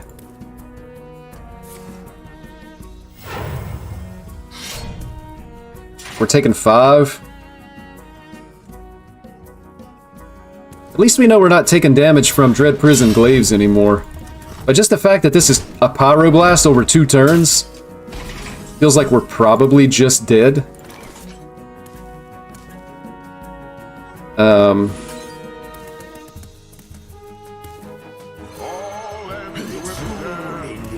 I don't even want to silence on this. Maybe I'll silence like the revived copy. But again, it just feels like we're going to be dead before we get a chance to do anything. And we would have been fine if we had a normal draw this game. We just didn't draw any cards to be able to have any kind of start. Uncorrupt Hearthstone, the place where you come to look at somebody who can't draw cards, man. It's happened with Rogue a couple of games, and now it's happened with the very first Priest game. I don't think you see any other content creator that just struggles to draw cards like this. Like, there's no question this deck is good. People all over the world are playing this deck to fantastic results. But they don't draw like this. We take 8, we're probably dead next turn. That's going to silence everything. It's going to silence anyway, so we're going to take the damage off of this while we can get it. And again, because everything's being silenced, it doesn't really matter what we buff here.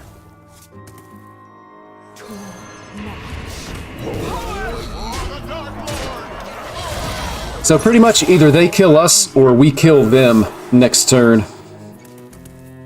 Because we'll have like this and ping if they're able to clear the board. Can they do 6? They have 4 cards in hand. 1 Fury gone, 1 Chaos Strike gone. Fel Barrage doesn't do anything. Our minions absorb it. We're dead to 2nd Bone Glaive plus hero power. We're dead to like 2nd Fury, 2nd Chaos Strike hero power. Maybe they actually can't do 6 here. They're clearing the board, so we just won the game. I don't think they're not winning. This doesn't draw anyway, right? It just dredges.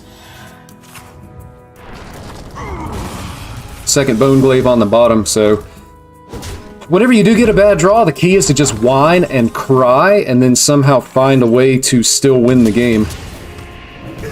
Easy!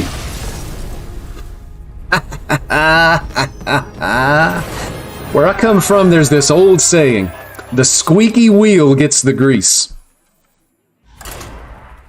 And that's exactly what happened there.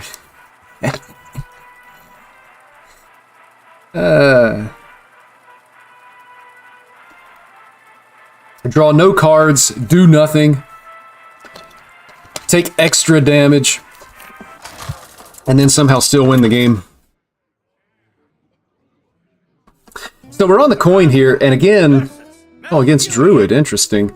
This deck is like a totally different deck when you're going 2nd. Lend me your power.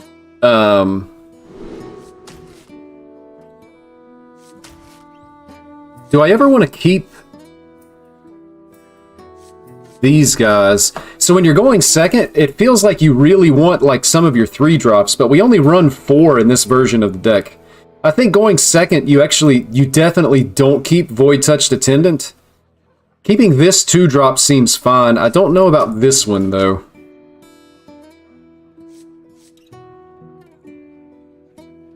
I mean, if I, like, pass turn 1, Hero Power turn 2, on turn 3, I can play the coin and Undying Allies with both of these. It seems like that could potentially be a pretty good play against Druid. If it's aggro Druid, this could be painful.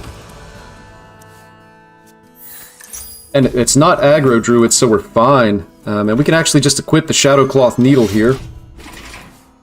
This could be relevant just for the extra damage that we're going to be dealing to our opponent. We know they're going to heal a lot. They want a ramp. They do have removal in the form of, like, stuff. And I actually, so normally I would think that, you know, you would just want to play this.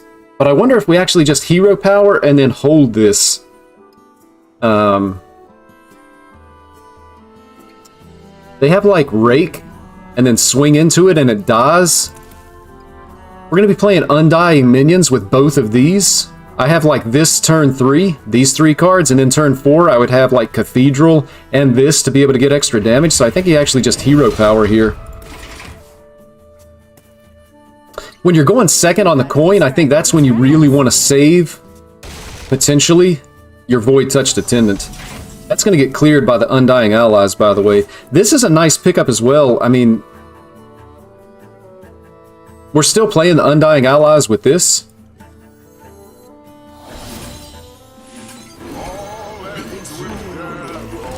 But I would probably rather silence this next turn. It'll remove any minions they may have on the board, but just to be able to attack with it repeatedly over and over.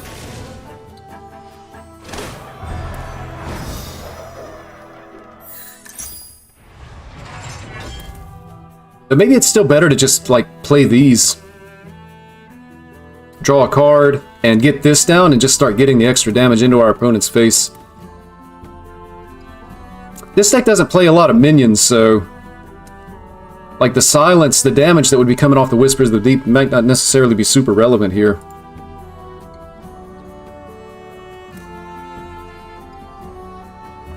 Two kept cards. I wonder what they would keep in this matchup. It has to be, like, Nourish... and Guff, maybe?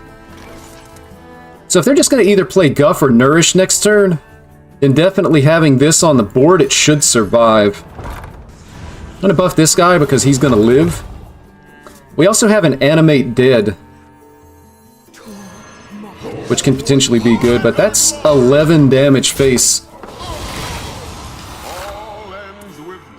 Likely the 5/1 just dies now. We may never use this.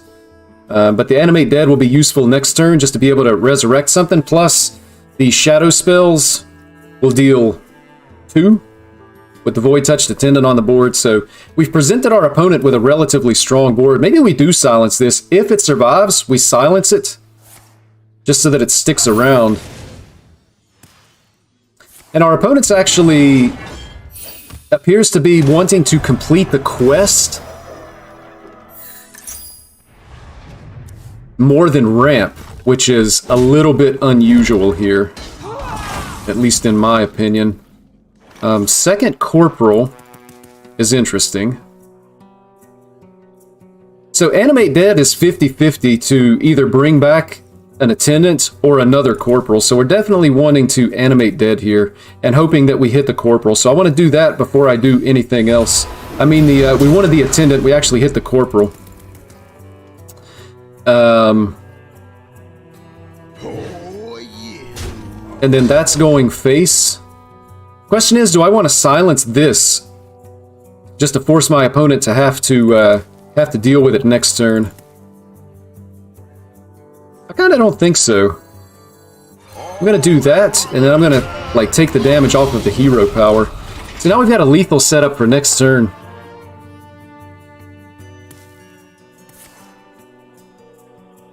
If they're able to put like some kind of a minion in the way, we have a silence on one of the 5/5s. Feels pretty good. And it looks like our opponent is actually struggling here to find something to do.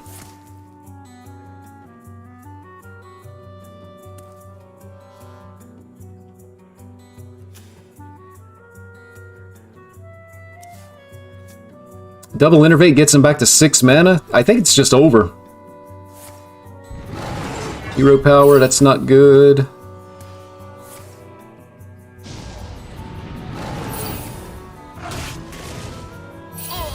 The Rake ends up being pretty good for him.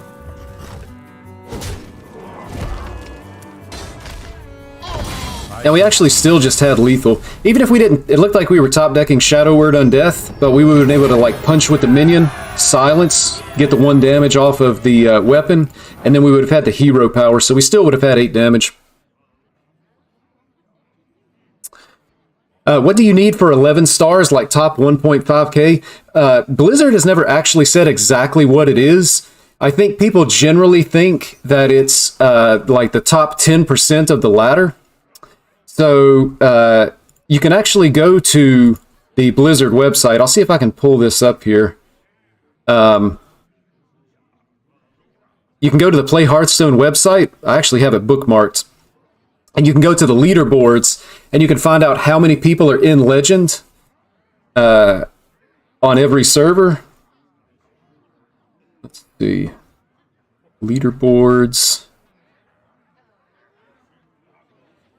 So you go to leaderboards here, and I'll throw this link in the chat for you. And then from the leaderboards, you can select, I think it defaults to like the current season. But so right now in Americas, there's, about say 4,000 legends. It's supposedly the top 10% at the end of the season. And I want to say last season, Americas was like maybe 15,000. So that would be like top 1,500, but it's not exact. And then I think Europe always has the most. So Europe, yeah, currently Europe has about 1,000 more people in Legend Standard. And then I think Asia Pacific is actually the lowest populated server. And you can see here they have a little bit less than America's. So if you start looking at it, usually around like 1 to 2 days before the end of the month, you can get a rough idea of what you need for 11x. But there's no guaranteed way to figure out exactly what that's going to look like. But typically, if you're top 1,000, it should be fine, and top 1,500 should be close. And then on if you're playing on EU, it can go significantly higher. Maybe like top 2,000, top 2,500, just depending on how many Legend players they have in that. I think I'm actually going to sneak away briefly, just for a quick restroom break. Friends list, unfortunately, nobody actually playing right now. And I'm sure you guys don't want to watch Mercenaries, so I'm actually going to queue up the next game, sneak off to the restroom, and I'm going to hope upon hope that I can get back in time to be able to have the mulligan here. So thank you so much for watching. I'm Uncorrupt. I will be back shortly, hopefully before the start of this next game.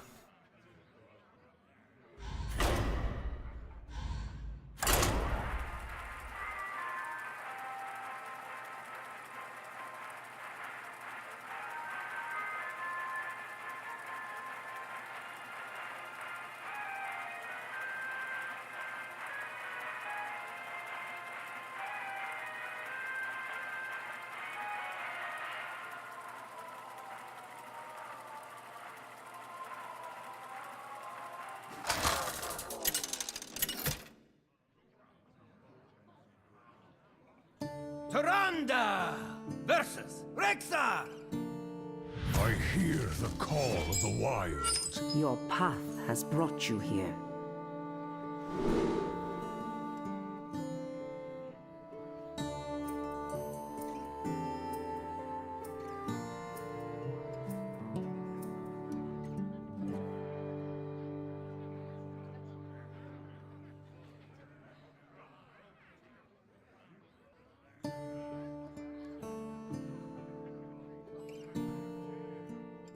We made it.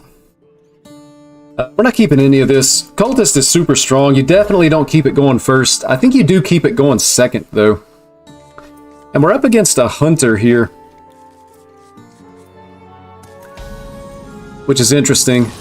Beast Hunter, I've seen. It's not Quest, we do know that. I've seen Quest Hunter as well. And also potentially Shock Spitter. Living drop all kinds of things. This looks like it's going to be the Beast Hunter. Question is, Mind Eater or Corporal? It would definitely be Corporal if we had Whispers of the Deep in hand, but we don't. Let's see, Dog Biscuit adds 2-3.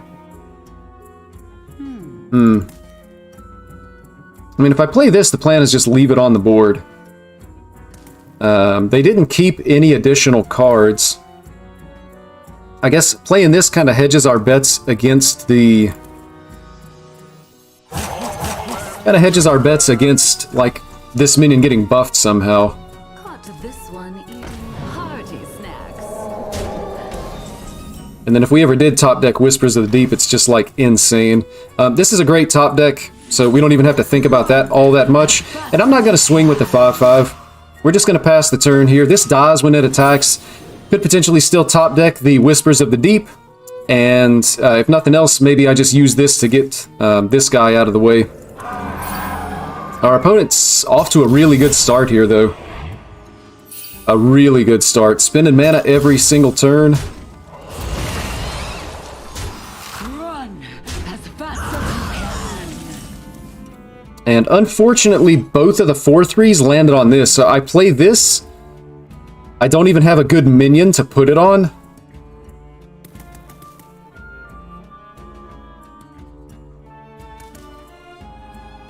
This turn is really awkward. I mean, I can trade here, this guy dies, play this and hero power, and then next turn, if this is still on the board, maybe I just do this and take the 4-3s and float a mana. Could Undying Allies with this? I wonder. I mean, I don't even have to make this trade, I guess. Could just take the damage. And just ping here. And then do I want to Undying Allies on the 3-2? I kind of think I do, just because we need resources in hand, so I don't want to hold this for too long. So I'm going to make the play like this. And then I am not going to attack with the 5-5. Again, because next turn, potentially, you know, I'm going to have my top deck. I'm going to be able to draw with the Cathedral. There's going to be a minion left for sure. And then, you know, maybe I can hit, like, the silence off of the... That's a decent pickup. Potentially I can hit the silence with the Whispers of the Deep to be able to retain this minion. Also, it looks like it clears the board now, which would be pretty good. Hey, Ray Scart, nice to see you. What do you think about Control Warrior? The deck is really bad. Warrior has been bad for months. It's just... It's not good. It's unfortunate, but it's just not good. Right, I definitely want to save this, so I think I start with this. It summons a lot of minions.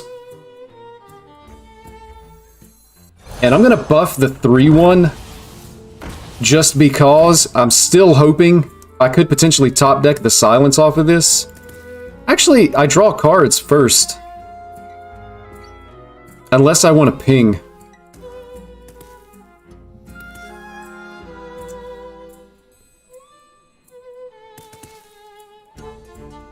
I'm gonna draw... This draws 2. I mean, what would I even want? Mind Seers would be good. Animate Deads would be good.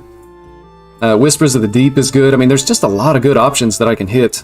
Potentially I float a mana and I don't get a ping here. But I'm gonna be able to draw another card off of this. I think it's worth it. There's just too many good draws. There's the Needle. I'm gonna buff one of the guys that actually can't attack this turn. Just because this is going to die, this likely dies. That's horrible. So we equip you. And then I'm going to make the trade like this. And again, just not attacking with this because as soon as I do, it dies. Maybe our opponent like has to trade into it. And again, you know, maybe we just hit the Whispers of the Deep. They've seemed content to just ignore it. So I think that's going to be fine for us as well. Tavish, absolutely insane. It feels like the hunters always have Tavish on, they always have Tavish on, well, on turn 5 here, but it seems like they always have it on 6. That looks like they've set up for an explosive trap. I would think likely, based on what they've done, explosive trap and motion denied.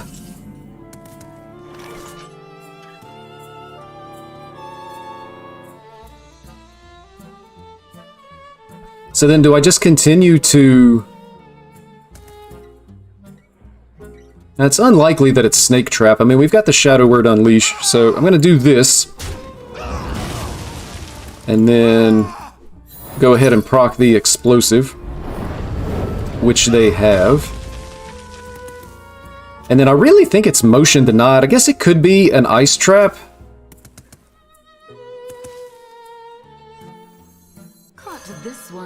So I'm going to do this. And I'm going to get down the Shadowed Spirit.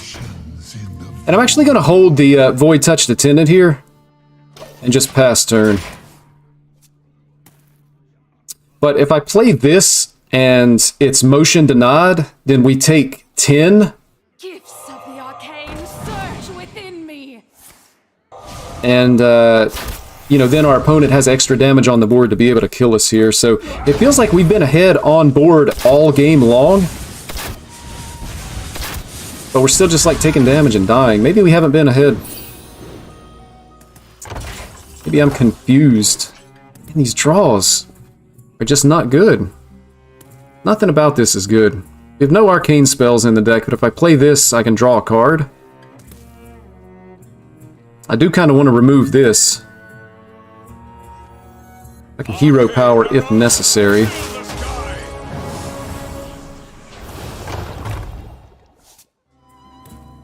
And then we have, like, the Najak. I mean, this is just... Now I'm going to be floating mana. I don't really want to use this now. And I have to ping that off. And again, I don't want to play this because, you know, it feels like we're starting to get low. Maybe they play, like, a Mountain Bear and we can steal it. And then maybe we finally top deck the Silence.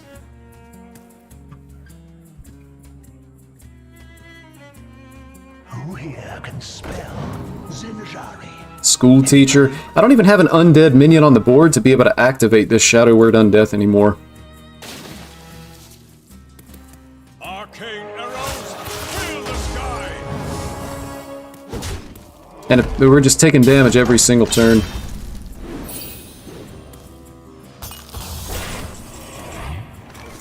There's the Silence, so maybe the best that I can do is just like steal the 4/4.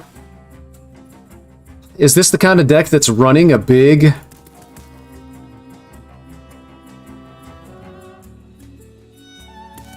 minion is the question. I guess I just get down my own worthless 5/6 and punch face.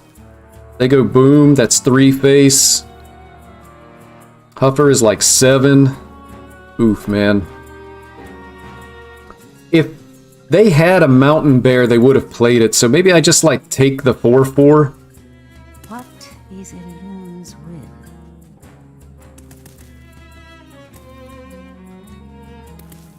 will? There's just potentially more value, I think, that I can get out of the Najak. So we're going to take a little bit of damage here, and again, no undead on the board to be able to activate the Shadow Word Undeath. So it feels like we're just behind. And our board just got cleared, assuming they have the, yeah, they had the second Ricochet shot. That was the 2 best minions to hit. The biggest minion, and then the taunt, so now we're taking damage off this. And our opponent actually skips the hero power, then they could have had lethal. I'm losing this game, by the way.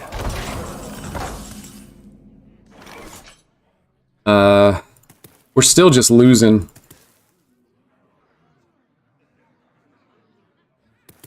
Apparently we did have... What was the undead that died?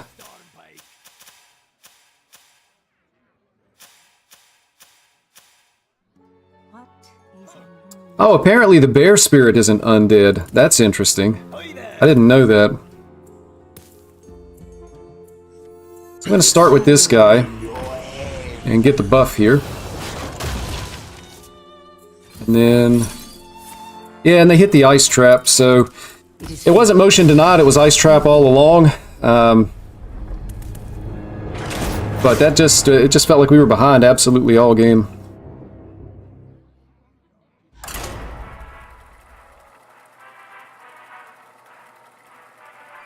I guess all of the wild seeds are undead. That's an interesting thing to keep in mind. I've actually never seen that before. With nobody playing Hunter, it just never came up.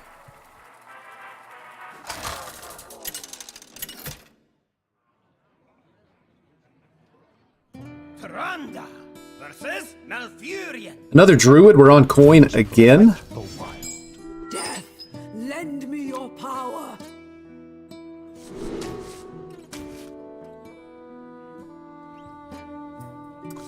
Just on the coin, I feel like I'd rather have 3 drops than 2 drops. So I'm going to toss these guys as well.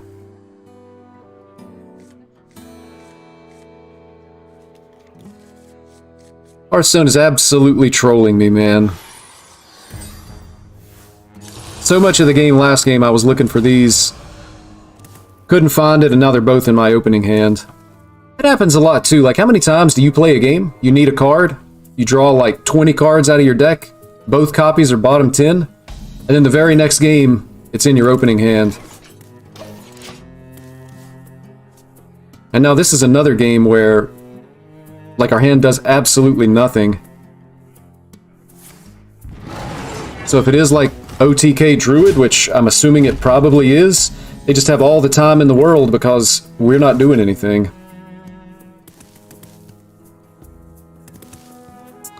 I almost wonder if I just coin out the Cathedral. Because it's pretty likely... let's see. It's only like 50-50 that we even hit a minion. I wonder.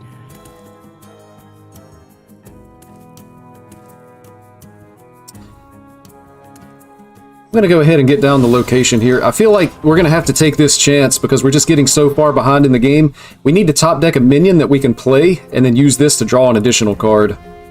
Because it's coming to the point where if we don't start doing something, we're just going to lose. The Druid has ramp as well. Still 2 kept cards.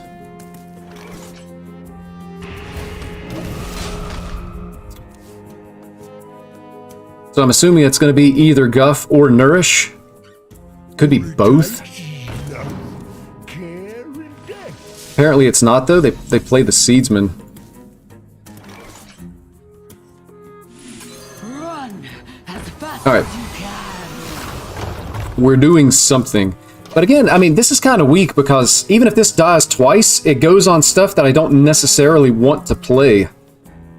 So then it almost makes like the Death Rattle irrelevant. Here's the Under King. That's interesting. Yeah, see, it lands on the Benedictus. And the second one lands on Animate Dead. So the Animate Dead is significantly better. I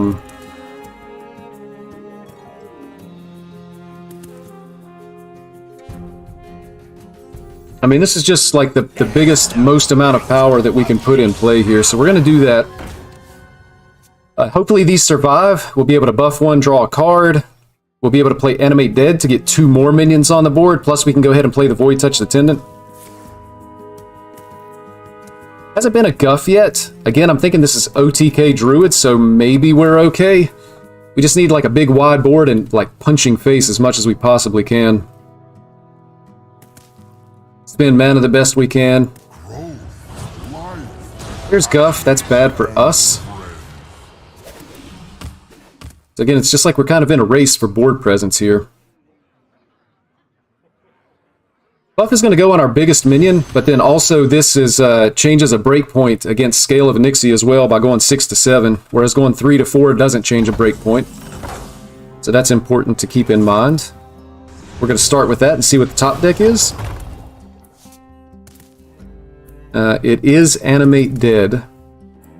So that's another 4/3. So we're going to do that. And then I'm going to animate dead again. So that's 4, 5, 6, 7. So we're guaranteed to still have a board next turn. It makes me think that I just want to hold the Void Touched Attendant, because it's potential that we have this entire board next turn to be able to make use of it.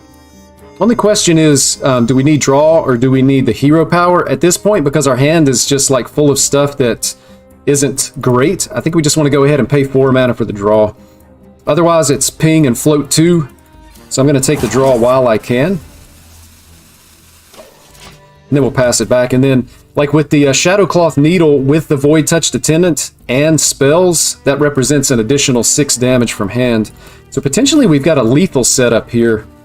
Depending on what our opponent does, how much, if anything, they can clear, how much armor they can gain. We may have found a way to be able to get there this game. Raid boss is really good.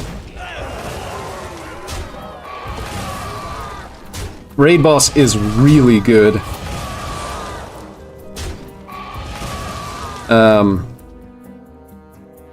I can clear it, but we just lost our entire board. The good news is we'll be able to get our 4/3s back. But our plan of being able to push a metric ton of damage with the Void Touched Attendant is now gone. And they even found a way to be able to remove our other thing. I mean, I can use these. But our only... well, we'll have the 4/3s that are coming off of this.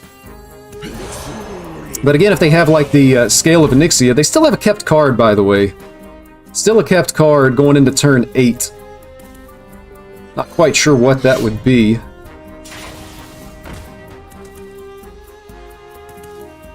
I mean, silence here, silence here. I think I still want to save this, though, is the thing.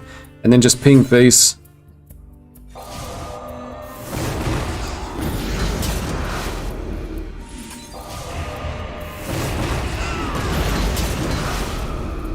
And then we'll pass it back. Likely next turn we're just playing this no matter what. I mean, it's possible this board gets cleared as well. We've actually drawn more cards than our opponent. Just doesn't feel like it's going very well, though.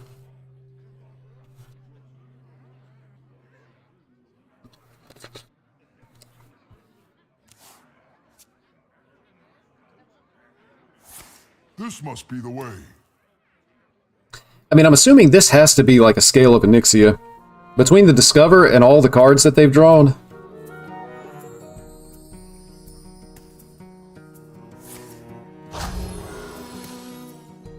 You cannot crack my carapace. Double Crypt Keeper. What's an Earthen Scales? Okay. Second Crypt Keeper. We do have an Undead, so we hit here. Shadow Word Undeath. Yeah, the 2 5/5s are irrelevant. Unfortunately, these guys aren't undead, but this is. We're going to play the Basilisk. Well, we don't have enough mana to be able to play the Basilisk. But it is going to be time to go ahead and play this guy. I have to trade my Undead to be able to activate the Shadow Word. And they do have a scale in hand, we know that now.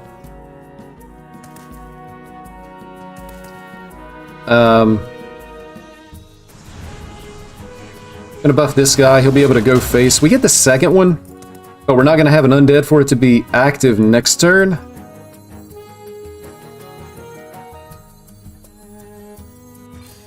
So we're definitely doing that. And then I'm going to go ahead and Mind Seer. It's going to be extra damage just because this is on the board. So, I mean, this pushes more overall damage, which is going to be fine. And then we go face. Our opponent is out of cards, which is good news for us. Unfortunately, again, none of these are undead, and we do have the Basilisk in hand. So that's basically a dead card now. But we also have Scale of Onyxia. So they play Scale, and they spend 6 minions removing this. And then we can counter Scale. And hopefully, the 2/1 stick. Our gift of the arcane enlightens us.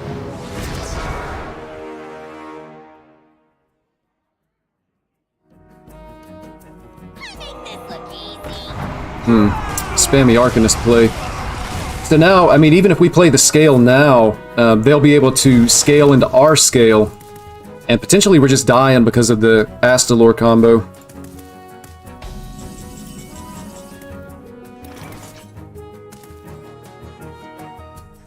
Our gift of the arcane. Seems like a pretty straightforward play here.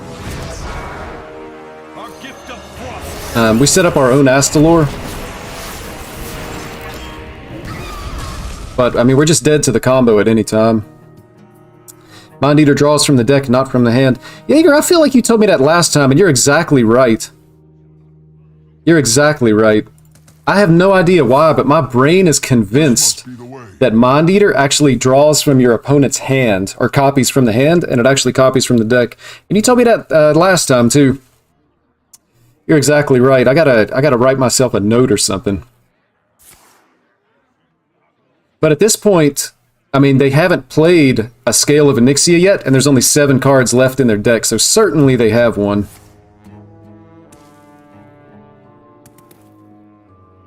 So they play it. They would have 3 left. I mean, I could go this and ping, but then we just die on the... We die on the turnaround.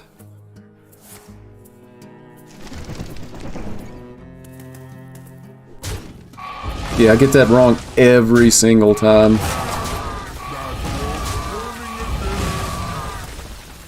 I mean, plus they're potentially just playing a minion here. But we have to be dead to the combo.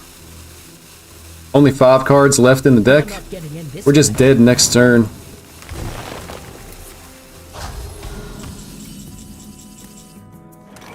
I mean, the play is still just play the Astalor. And then I'm going to get down the Corporal as well here. Probably should have played the Undying Allies with it. I guess it was a mistake not to, but we should just be dead. We're at 47, their combo would be 56. And then next turn they would actually be able to combo for, with a third 8 mana Astalor at 18 mana.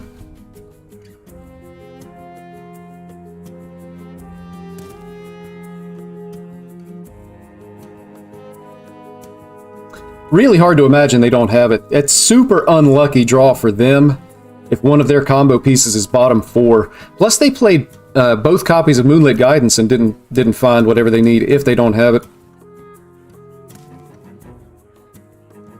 Could just be BM. Who knows what secrets will uncover? But we're gonna wait until they show it to us.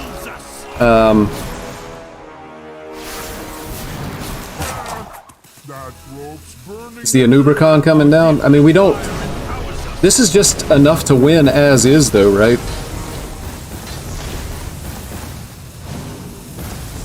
It's not lethal, but we don't have a way to be able to remove the board and kill them. I think we lose... 1, 2... Oh no, we're not totally... It's not totally over. I mean, they're going to be in fatigue soon. They still have the Anubricon and a second Crypt Keeper. But I can go scale, clear the Bran and the 8/8, play this. This would still be active next turn. I would have the Basilisk. I can do Undying Allies here to potentially get multiples. We're actually just maybe not dead yet.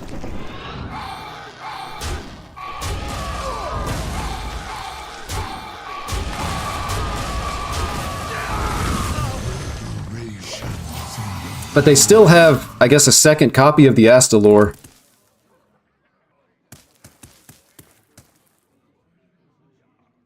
No, maybe we can still find a way to get there. Anubricon still in the deck?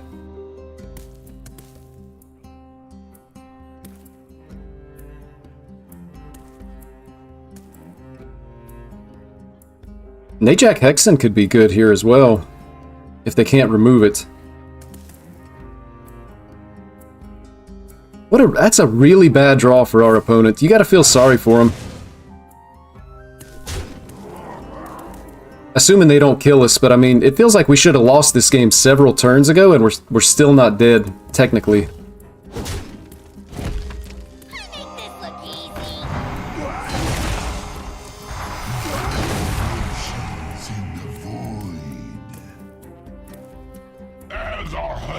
Okay, there's the Anub.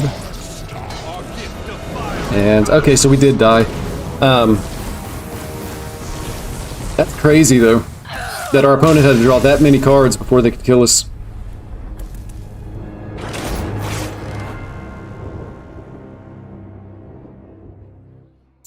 Alright, let's switch it back over to the Death Rattle Rogue, then.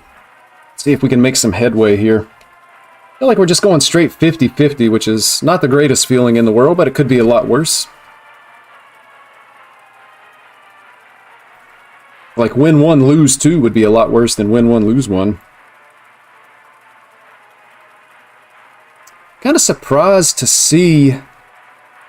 What have we been seeing today? We saw a lot of rogues. And we've seen a couple of druids. All the druids are playing some version of the OTK. We've seen a small number of demon hunters. Here's a warlock.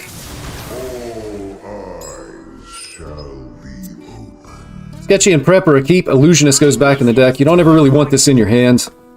You want to draw the Illusionist with the sketchy information. So we'll go on turn 2, we'll prep this out, and then on turn 3, we'll be able to play either the Reveler or the Burning Blade that's going to be coming out of our deck. Or the Mothership, for that matter, if there's a Mothership that comes out. Only one copy of Mothership in the deck, though.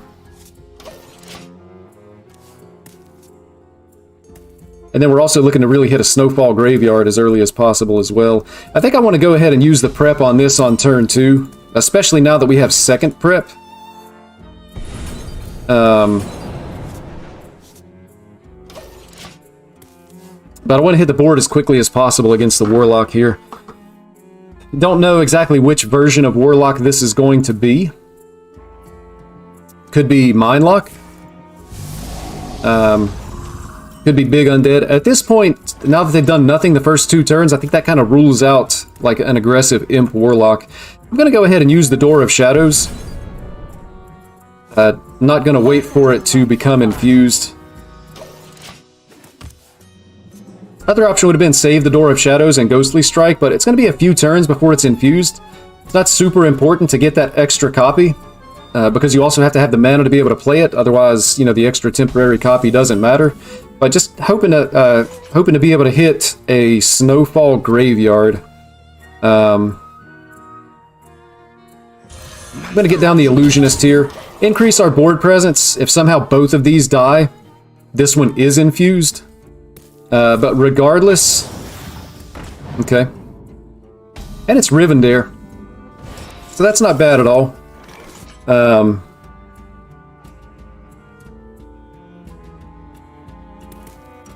So I'm going to Door of Shadows. And then if we hit the Snowfall Graveyard, it's going to be the hit here. If we don't hit a Snowfall Graveyard, I can still Ghostly Strike. We also have the Extortion just to remove this. I think this is definitely the start, though. Alright, we hit an Extortion. This goes face.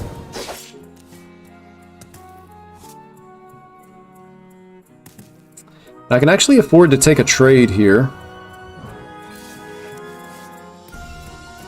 Cutlass is not great, so I'm going to trade again. Mothership, again, not great, so...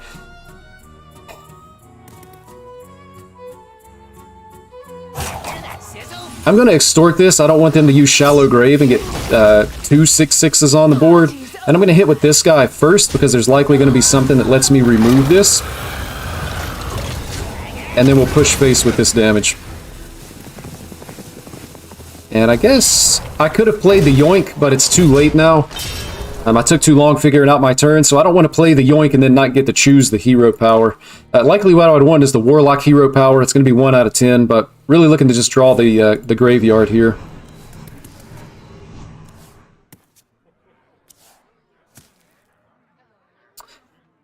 If we...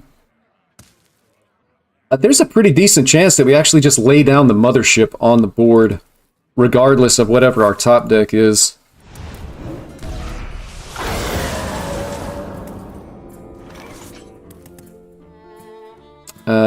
Sketchy information, like prep it out.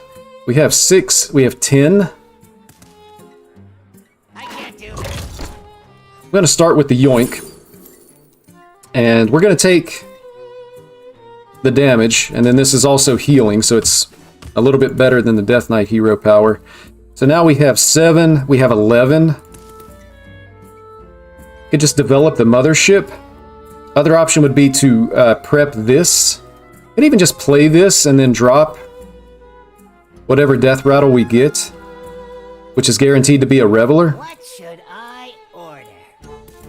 Would be better to have a Masked Reveler on the board than the mothership for sure. So I think that's actually the play. We do still have an Illusionist in hand. And then I want to make sure that I go ahead and attack with this hero power. So definitely wanted to think my way through the turn. One of the mistakes that I feel like I continually make with this deck is if you don't have a Scourge Illusionist still in the deck, then playing Sketchy Information just wastes 4 mana. I did it earlier on stream, and I think I did it actually yesterday playing the deck off stream.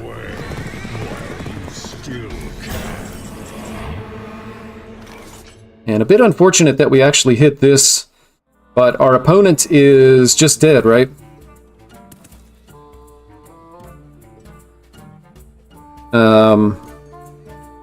Yeah, the opponent's just dead. This has Rush.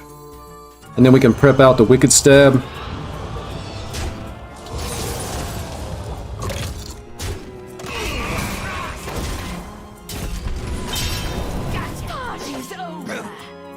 So we're able to find a way to get there. Missed the damage with the hero power, but it's an extra click. Gonna save some wear and tear on the old mouse. So that game went pretty smooth. I mean, our opponent basically did nothing. And it feels like that Warlock deck is another, what I would call a draw order deck. You have to have Slime on 5, basically. Otherwise, you're just so far behind that it feels like you lose. And then you also have to have an undead minion in hand for it to be able to discard. I like the old Death Rattle Rogue, although that was probably just overpowered at the time. Yeah, I liked Mine Rogue, but it was never all that great. Never had much success with the John Bray style. Yeah. Thank you, Cax. Appreciate that. Yeah, there's a lot of times with this Death Rattle Rogue version, I feel like I'm behind on the board, but it just doesn't matter. Once you get like the Snowfall Graveyard up, and you're dropping minions on the board with Masked Revelers, it feels like it just doesn't matter.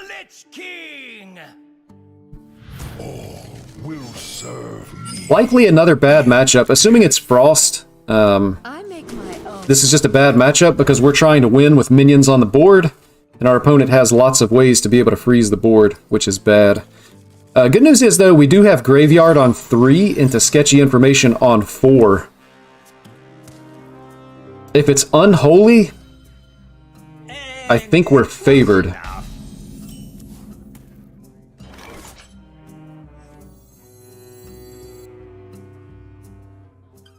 Could save the Yoink just to be able to combo it with Gone Fishing next turn. I think I like that better.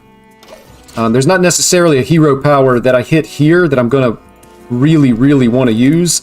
And it could be helpful to be able to take a look at the bottom of our deck. You can see the board is already starting to add up rather quickly.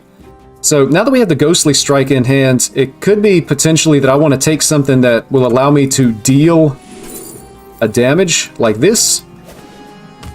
And then I can hero power. I'm going to swing into that, and I'm actually just going to use the Ghostly Strike to get this guy off the board.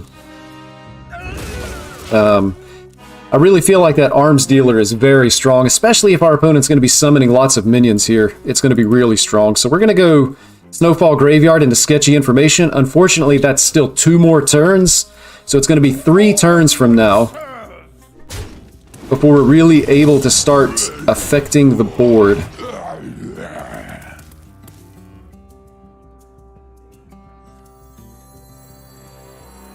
So I'm going to go ahead and Snowfall Graveyard. I'm almost considering coining out the Extortion. It might actually be the better play To coin out the Burning Blade Acolyte, though. Not making use of the Death Rattle now. We do this next turn. We don't have mana to be able to play our stuff. The 2 5/8s may not be enough, though. We kind of really need to hit, like, Masked Revelers, and they need to die, so that we can get, like, other stuff out of our deck to be able to affect the board. Good news is our opponent doesn't have any corpses, so Grave Strength isn't, like, a ridiculous consideration. So we're going to pass it back to him. Next turn, we're going to be playing both of these guys.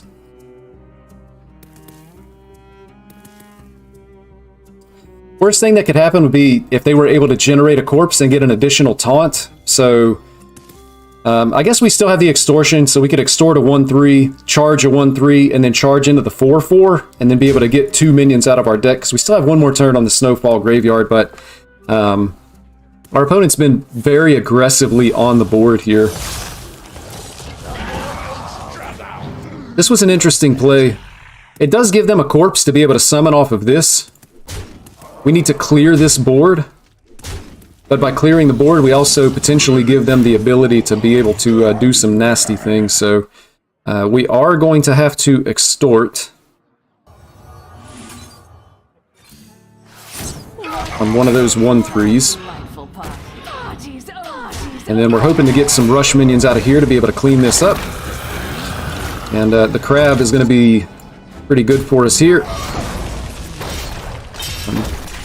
Gonna swing face, still gonna hold on to this hero power, and then we're gonna make that trade. And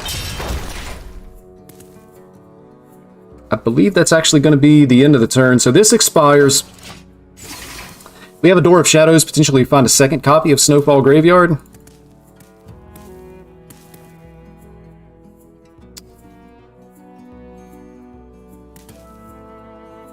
But I want to get this down, and I need to be able to kill it.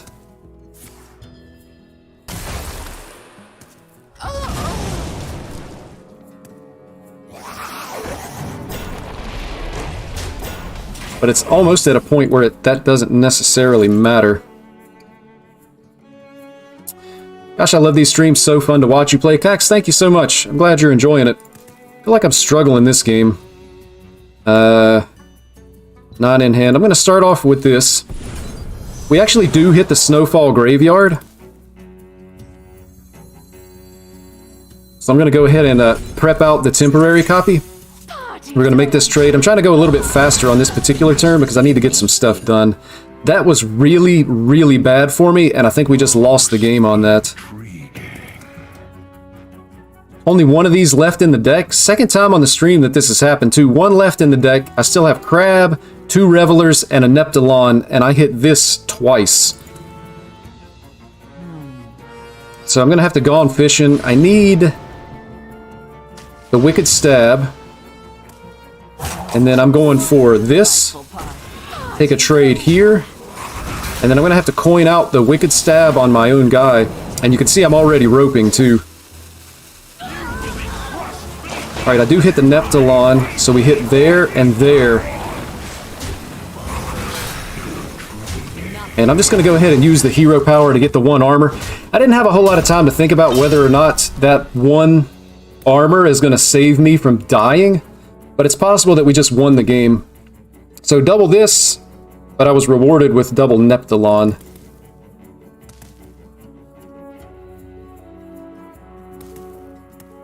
I mean, if they can't clear this board, I should be able to have enough damage here, because when this Neptulon attacks, it's going to attack with 3 arms. And this one also attacks with 3 arms. And close enough.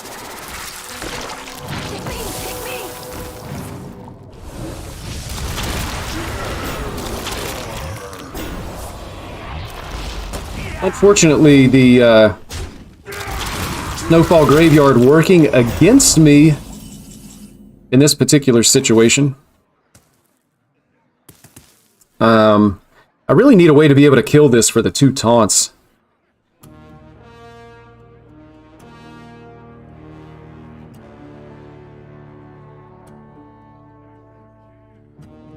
Alright. So we're going to start like this. If that's good. Then we're going to do this. And none of those guys are actually going to die here, which is a bit of an issue. But I can do that, I can do that. These are immune when they attack. Our opponent's likely going to be getting additional taunts, though. What a delightful party. Party's over. But we're going to be able to remove more stuff like this.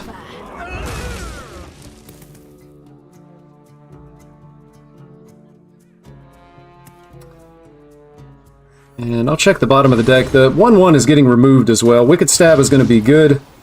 And then I'll play out this guy. So if we are still alive next turn, I'm probably going to want to get down the Acolyte and Wicked Stab it. Lord Marrowgar is their best play here. And, I mean, the minions aren't necessarily overwhelming. Kind of the issue that I have is that I already have Neptulon in hand, though. And I'm getting a bunch of these. No crabs. Apparently I really like Scourge Illusionists. Didn't know Snowfall Graveyard interacted with Blightfang. Yeah, it's because the death rattle's on my side and it affects my death rattles. So the Blightfang was really good for him. And again, they're going to have this killer board. They're also going to make me overdraw, it looks like. Maybe I could still find a way to be able to navigate this next turn. I've only got 8 mana, so I can't do those unless I hit, like, second prep. But I do still have one more turn of Snowfall Graveyard. I mean, pretty much I can just play, like, 4 copies of cheap Masked Revelers.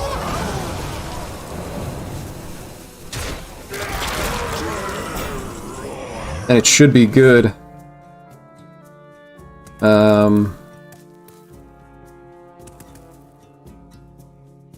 So I can actually start off with the Bone Spike here. That's actually a really good pickup.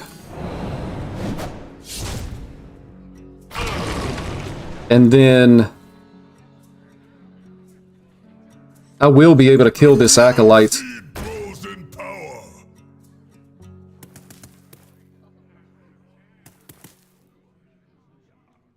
Actually, the mana didn't work out as well as I had hoped it would.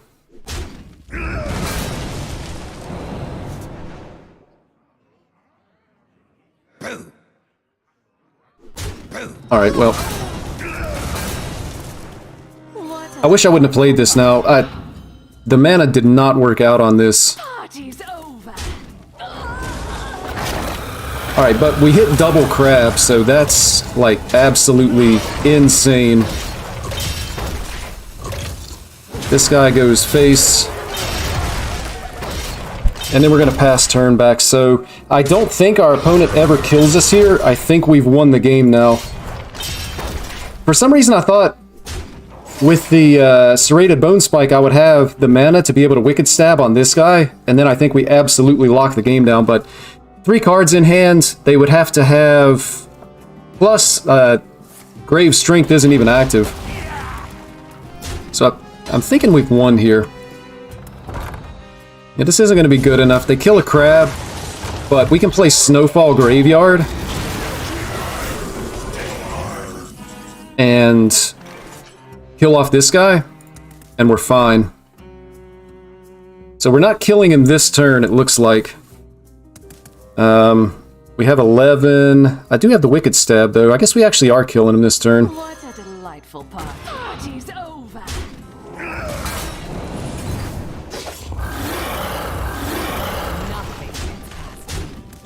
So a little bit clunky, but we figured out how to get there. I miscounted the mana on that last turn, but fortunately, our opponent just didn't have the burst that they needed. If they didn't play the Marrow Guard, there was potential they could have hero powered and then had double Grave Strength, but they didn't have the corpses for it to be relevant. So we get there. Yeah, this game, man. Good gravy. I feel like I rope a lot with this deck too, which is... When I think about the deck, I don't think that it's hard to play, but then I find myself roping a lot, and I don't know if that's because I just haven't played it very much and I'm not familiar with it. Era versus Illidan. Maybe it's because I'm bad at Hearthstone. Feel the hatred of 10,000. Or maybe it's more complicated than I give it credit for off the top. Could also be a function of streaming. Sometimes I get long-winded and talk too much, and then I'm like, oh crap, there's the rope.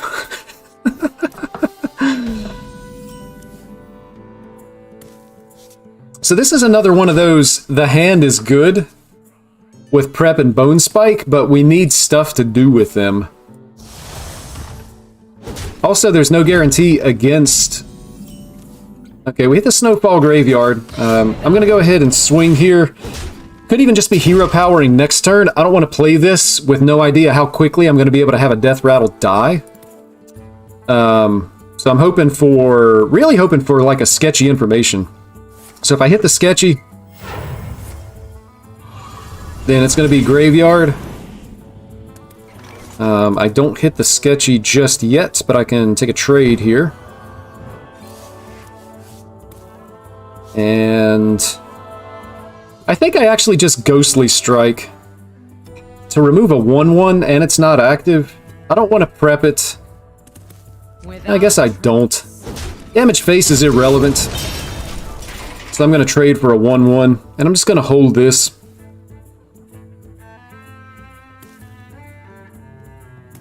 I mean, I potentially have 6 mana next turn, or I do have 6 mana next turn because I can kill this with the Bone Spike.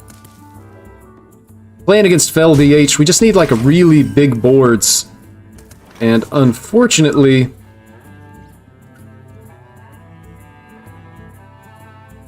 I guess I can use a Bone Spike just to activate the Ghostly Strike. Without a trace. I still have the pair over here to be able to cheat some mana. Ghostly Strike on this. We hit a Mothership. It's not great. Could Ghostly Strike again.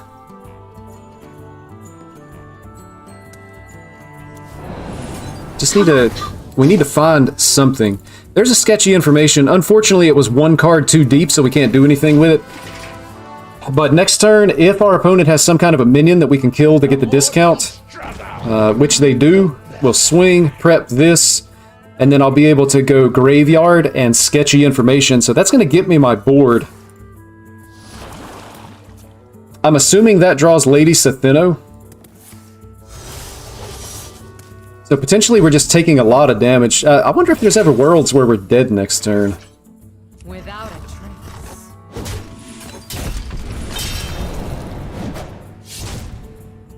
trace. Snowfall, and then we'll sketchy information.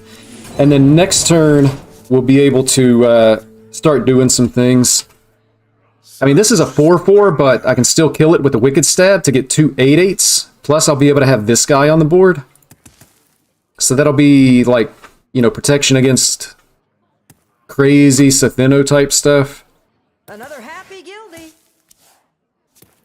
And then also, going into turn 6, you always think about, like, the spell power, Unleash Fel plays as well. And I'll even have room to be able to yoink. So I can play this, that dies, and then I can Wicked Stab here to get 2 5/8s in play, so that way they can't punch my face. Assuming if they're playing like Furies and things like that.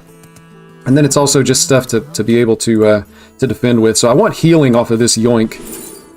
I don't hit it, so I guess I just take the damage. What a delightful party. And then we'll get these guys down, and then I'm just going to go ahead and use the Wicked Stab again, just to get the 5/8s in play. Demon seed.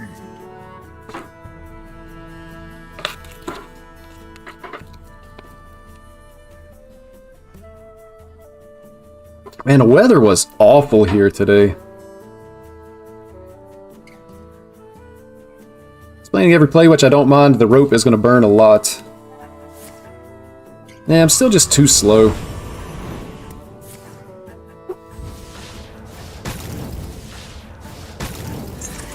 Again, I feel like my opponent has to have Lady Sathino in hand because they played the Abyssal. So I can just sketchy information here. We have the second illusionist, and it gives me cheap stuff. That allows me to push all this face, and then if they make like the spell power unleash fell play, unless they have both unleash fells, Many options. then the minions off of this would still be there.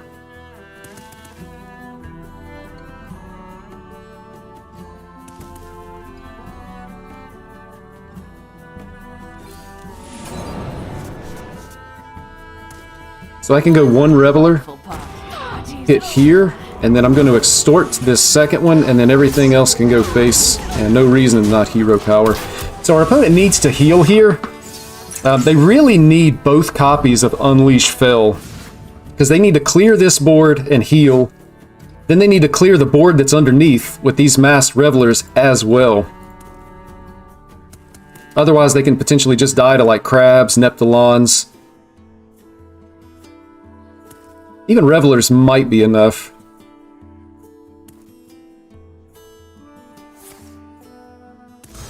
They only draw 2, and I think they're discounted by 3. 5 and 5.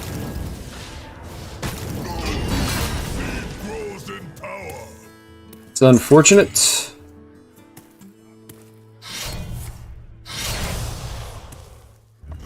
I mean, that's damage neutral, so we still just kill him.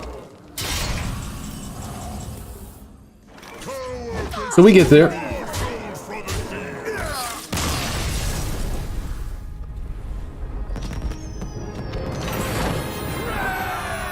And so we've actually made our goal. My goal for this stream was to get back into the top 1,000, and we've been able to do that, which is a good feeling.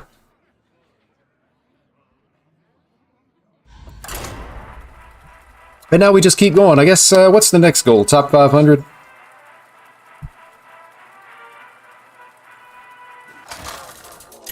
I just got to make sure I don't go on like a massive losing streak sometime in the next like 2.5 weeks.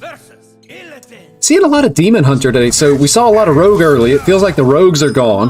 Then it felt like we had a patch of Druids. Now the Druids are gone.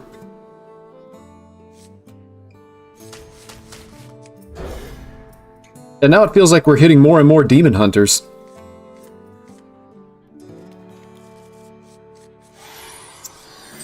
So these guys are good to have in hand.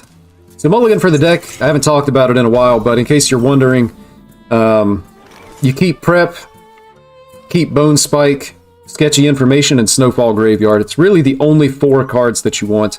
I'm going to go ahead and play the Door of Shadows. I'm hoping to hit a Snowfall Graveyard. It's unlikely because of how many spells we have in the deck. But I want to spend the mana while I have it. You can see we hit a Ghostly Strike here.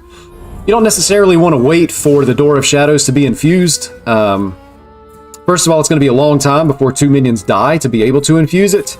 And then also, when you play it, you need to have the mana to be able to spend. Oh, that's really good. If I knew... They have a kept card here, so I can't do it.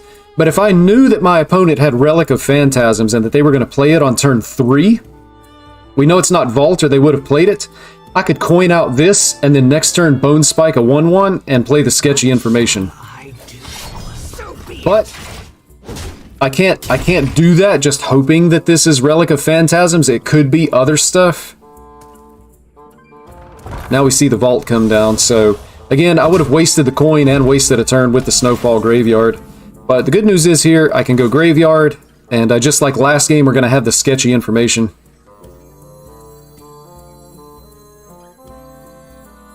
And there's Worlds. I'm going to hold a weapon swing here because we know we're not spending mana on re-equipping next turn. There's Worlds where I top deck Preparation, and they do play... It actually was Relic of Phantasms, but they top decked Vault last turn. But if I hit a Prep, I'll actually be able to get out one of the minions. Miss on the Prep.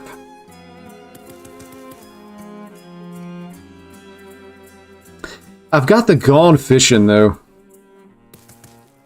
So I can, like, coin Gone Fishing. It's too fancy, right? Like, I can't... There's no guarantee that it's on the bottom. So I can just, like, Bone Spike and play this and then go from there. Just remove as much as I can to not take damage. I don't want to... If you can overthink things and then do these, like, silly turns.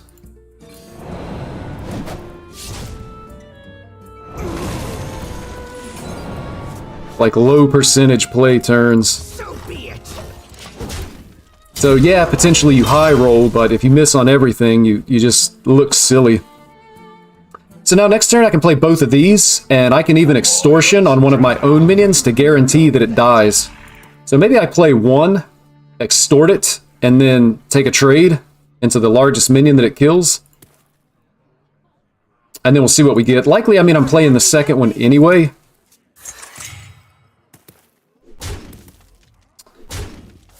That's a Sigil of Silence, by the way. So now that almost makes me think I don't play the second one because it's going to get silenced before it ever dies. Next goal, number 1. Let's see. Party's over. So we hit Neptulon here.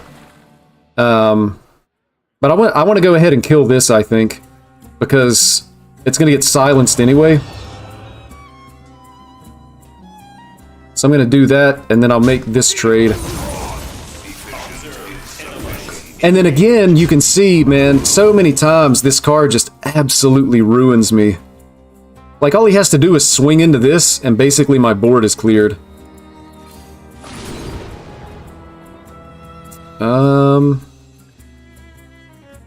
going to take the extortion. I mean, it does have value for being able to remove my own minions. And then I'm just going to take a trade. And pass turn. We do hit a sketchy information. There is still an illusionist in the deck, so it's usable. I guess I forgot about the Sigil of Silence, because it's so unusual to see that card, but at least this was silenced. And it gives me... It turned my Neptulon into a 7/7. So... If they can't clear the board, they're in trouble. Yeah, they just lose. Uncorrupt, can I add you on BNet? Yes. I've got plenty of space on my friends list, and sometimes I need somebody to spectate. So, Uncorrupt, 11445. If you want to send me an invite, I'll accept it. And we're going again. Demon Hunter doesn't seem to do very well against this deck.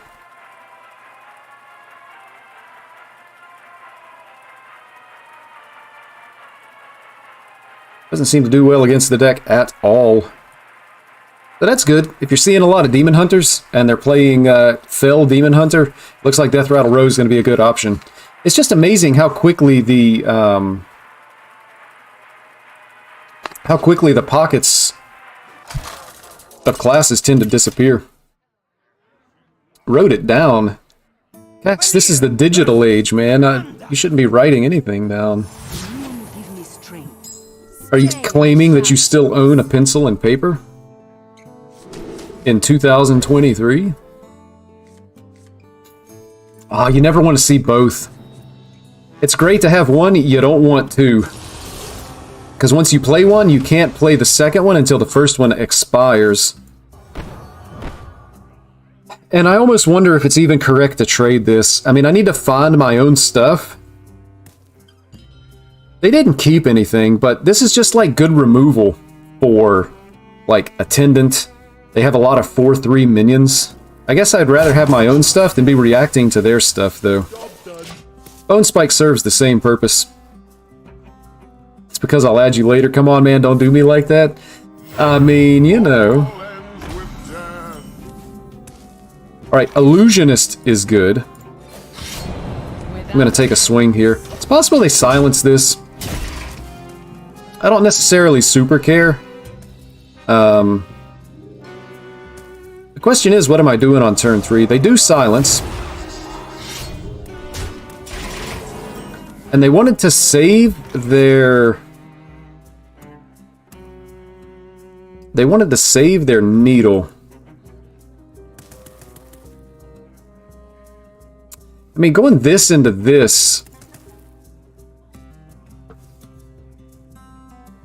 I can go...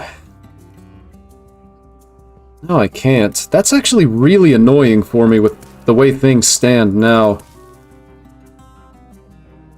Do I want to play one? I have two in hand, but I play this, and then I play this. I have to take the trade. Yeah, I guess I have to, especially since I have both in hand. I'm just not going to be able to kill this. So we're going to get hit in the face for 5 again. Our opponent develops. I play this. We get hit in the face for 5 again, and our opponent develops. So it feels like we're just going a little bit too low here. I can remove that. So I can like Bone Spike and play the Illusionist. Saves me from taking 4 this turn. Then I'm gonna pass.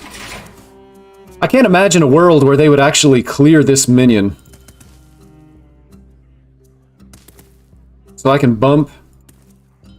I've got plenty of mojo to go around. They play the Najak. It's fine. It doesn't get silenced. So, unfortunately, I have to use a Wicked Stab to remove it to get this back.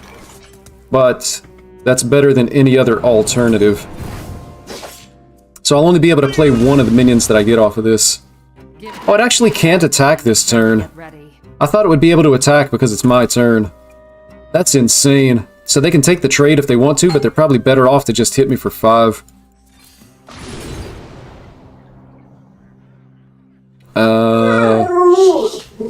Patty dog. You're killing me. Yeah, it looks like we're actually just losing this. Unfortunately, our opponent had a really good start. I've played like 100 games of Undead Priest, and I think one time I've had the start with Corporal and the Silence. And it actually just won them the game because this deck tends to not do anything.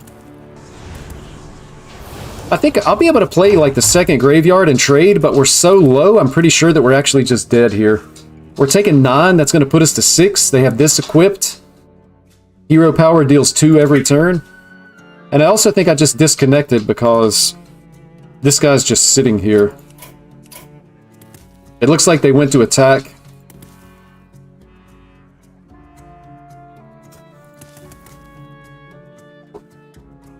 And now Hearthstone is not responding at all, so I'm going to have to... Oh! We're back? We're back, but we're still dead. We are still just dead. What a delightful party's over. So a little bit too slow this game, unfortunately. We just took all that damage face. And I don't think anything that I just did matters. I'm going to make my opponent actually kill me here. If they don't, we might find lethal, but it looks like we're just dead. Yep. So unfortunate there. If they didn't have, like, Corporal and the Silence, it felt like we were in perfectly fine shape that game. We just took so much damage off the Corporal. I couldn't remove it. I would have needed, like, a preparation, and I could have gone, like, Prep, Wicked Stab, and Bone Spike to be able to get the damage to be able to remove the 5/5, but that one individual minion was just so big so early that I couldn't get there. Also, I play on EU, but that don't mean we can't be friends, right? Yeah, that's true. Some of the people on my friends list are EU, and they used to play... Oh, I didn't even notice somebody sent a friend request. I don't know who it is. If they start flaming me, I'm going to remove them.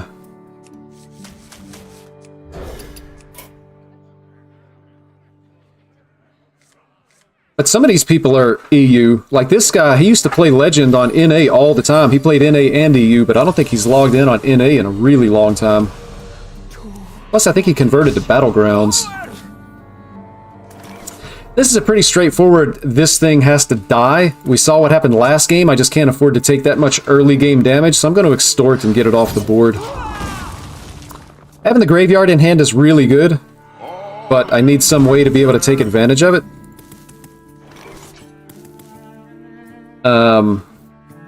And again, we're in the situation, if they silence this and it gets to attack me multiple times, it's just really painful. I'm going to take a trade here. We actually hit the sketchy information, so that's really good. So next turn, it's going to be graveyard and gone fishing into sketchy information. A prep would just be really nice here. Actually don't have the silence. So I'm going to go ahead and bone spike on this and get down the graveyard. So you can see here that the game is already feeling much different because I'm not getting punched in the face for 5 every single turn. I'm going to have more time, so I can play this, and then the following turn, I'll be able to get down the minions off of this to remove that, and they're going to die because it's a 5/5 on the board and whatnot, so things are going pretty well. And we hit double these, so that's good. And I'm going to fish. I actually didn't fish last turn. I don't want any of these. I think I want this still in the deck. I want these two still in the deck. This one doesn't matter, so that's what I'm going to take. Unusual that you actually hit 3 minions on the bottom of the deck like that. So next turn is the last turn of the graveyard. I'm playing both of these guys. They found second copy, so they're going to push a lot of damage here. They're actually attacking with that. Maybe I only play one. I don't know. I want to hit Burning Acolytes, but if once I kill this, they're going to have the Shadow Word Undeath active. So I pretty much really need... Only one of them dies, though. And again, that's a lot of damage. Only because they hit second Void Touched Attendant, though. What a delightful That was unfortunate. party's over. We hit the crab.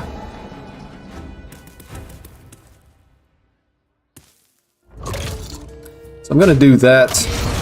And then this. And I guess I still just play the Reveler. And I'm going to go ahead and spend mana on one of these Ghostly Strikes. We don't have to worry anymore about the Void Touched Attendant, so I think we're okay here. Even if this board gets cleared. That's unfortunate. They just get my minions, so to speak. And they actually have a Death Rattle minion of their own.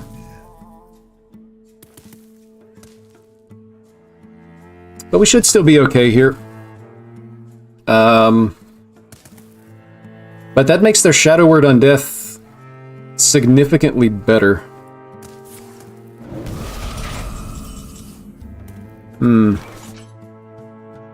Definitely not enough damage to be able to kill him.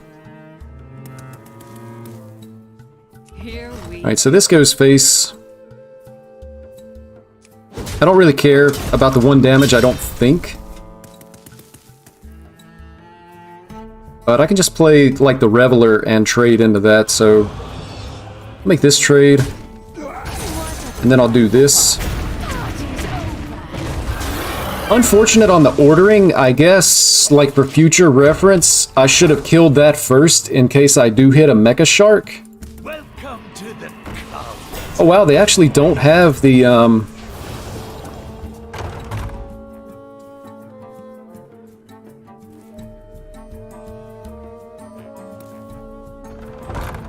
They actually don't have the Shadow Word Undeath, and none of this is undead. That's going to summon an undead, though. And we hit a prep, so what can we do? I want to draw first. This going to 6 is pretty relevant, I think.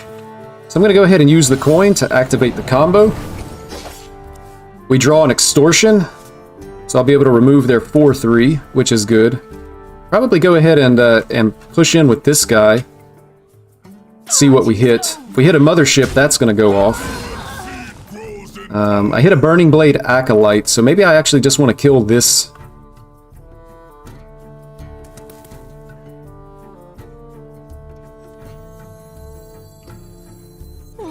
Play this guy, and hopefully it's a Haunting Nightmare and not a Shadow Spirit.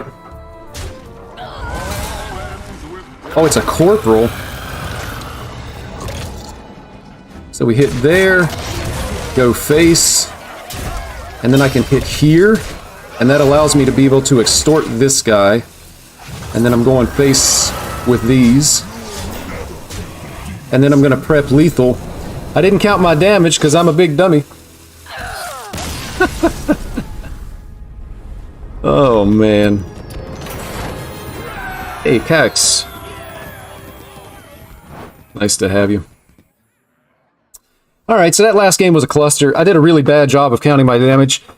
To be fair, though, I think I top decked the prep a little bit later in the turn. I don't know. Whatever excuse you want to make it look like I'm not an absolute idiot within your own mind, you just go ahead and make that excuse for me, and I will greatly appreciate that. And then we'll just plan on moving on from there. I think that is actually going to do it for the stream tonight. I just had some food delivered. I'm going to go eat, and I'm not going to ask you guys to sit through my munching. A little bit of a short stream today. I will be back later this week for another live stream. Thank you so much for the support. I'm always happy when you guys can show up. It's great being able to talk to people in chat. And hopefully we all get a little bit extra sleep. If you're in the US like me, we lost an hour of sleep yesterday. I actually don't know how that works in other countries. Cax, what's the deal on daylight savings time in EU? Do you guys roll back clocks, or is this just like a uniquely American thing? I lost an hour of sleep last night, and I'm feeling it, man. And that's actually exactly the excuse I was looking for. Made a lot of misplays today because I lost an hour of sleep last night. I blame, who was it, Benjamin Franklin that came up with it? Something like that. It's 12 a.m. Dude, by the time it's 12 a.m. my time, I plan on being sound asleep. And I do mean sound asleep. I don't see midnight very often. Especially when I have to work the next day, because I got to be at work at, I'm usually at work, well, tomorrow I'll be at work at 6 a.m., but usually it's like 6:30, so it's tough. But again, thank you guys so much, and hope you enjoy the rest of your day, the rest of your evening, and I'll see you guys later this week. I've really been enjoying the live streaming, so probably have to, I'm actually planning on making a guide for Shadow Priest. I really like the deck. I don't know if I have anything to offer outside of what other people I've already done as far as Shadow Priest, but I haven't really looked at like what other gods look like and stuff like that. So probably going to make a guide at some point this week, and then we'll be back for some more live streams. Again, thank you so much. Good luck on the ladder, and I will see you next time.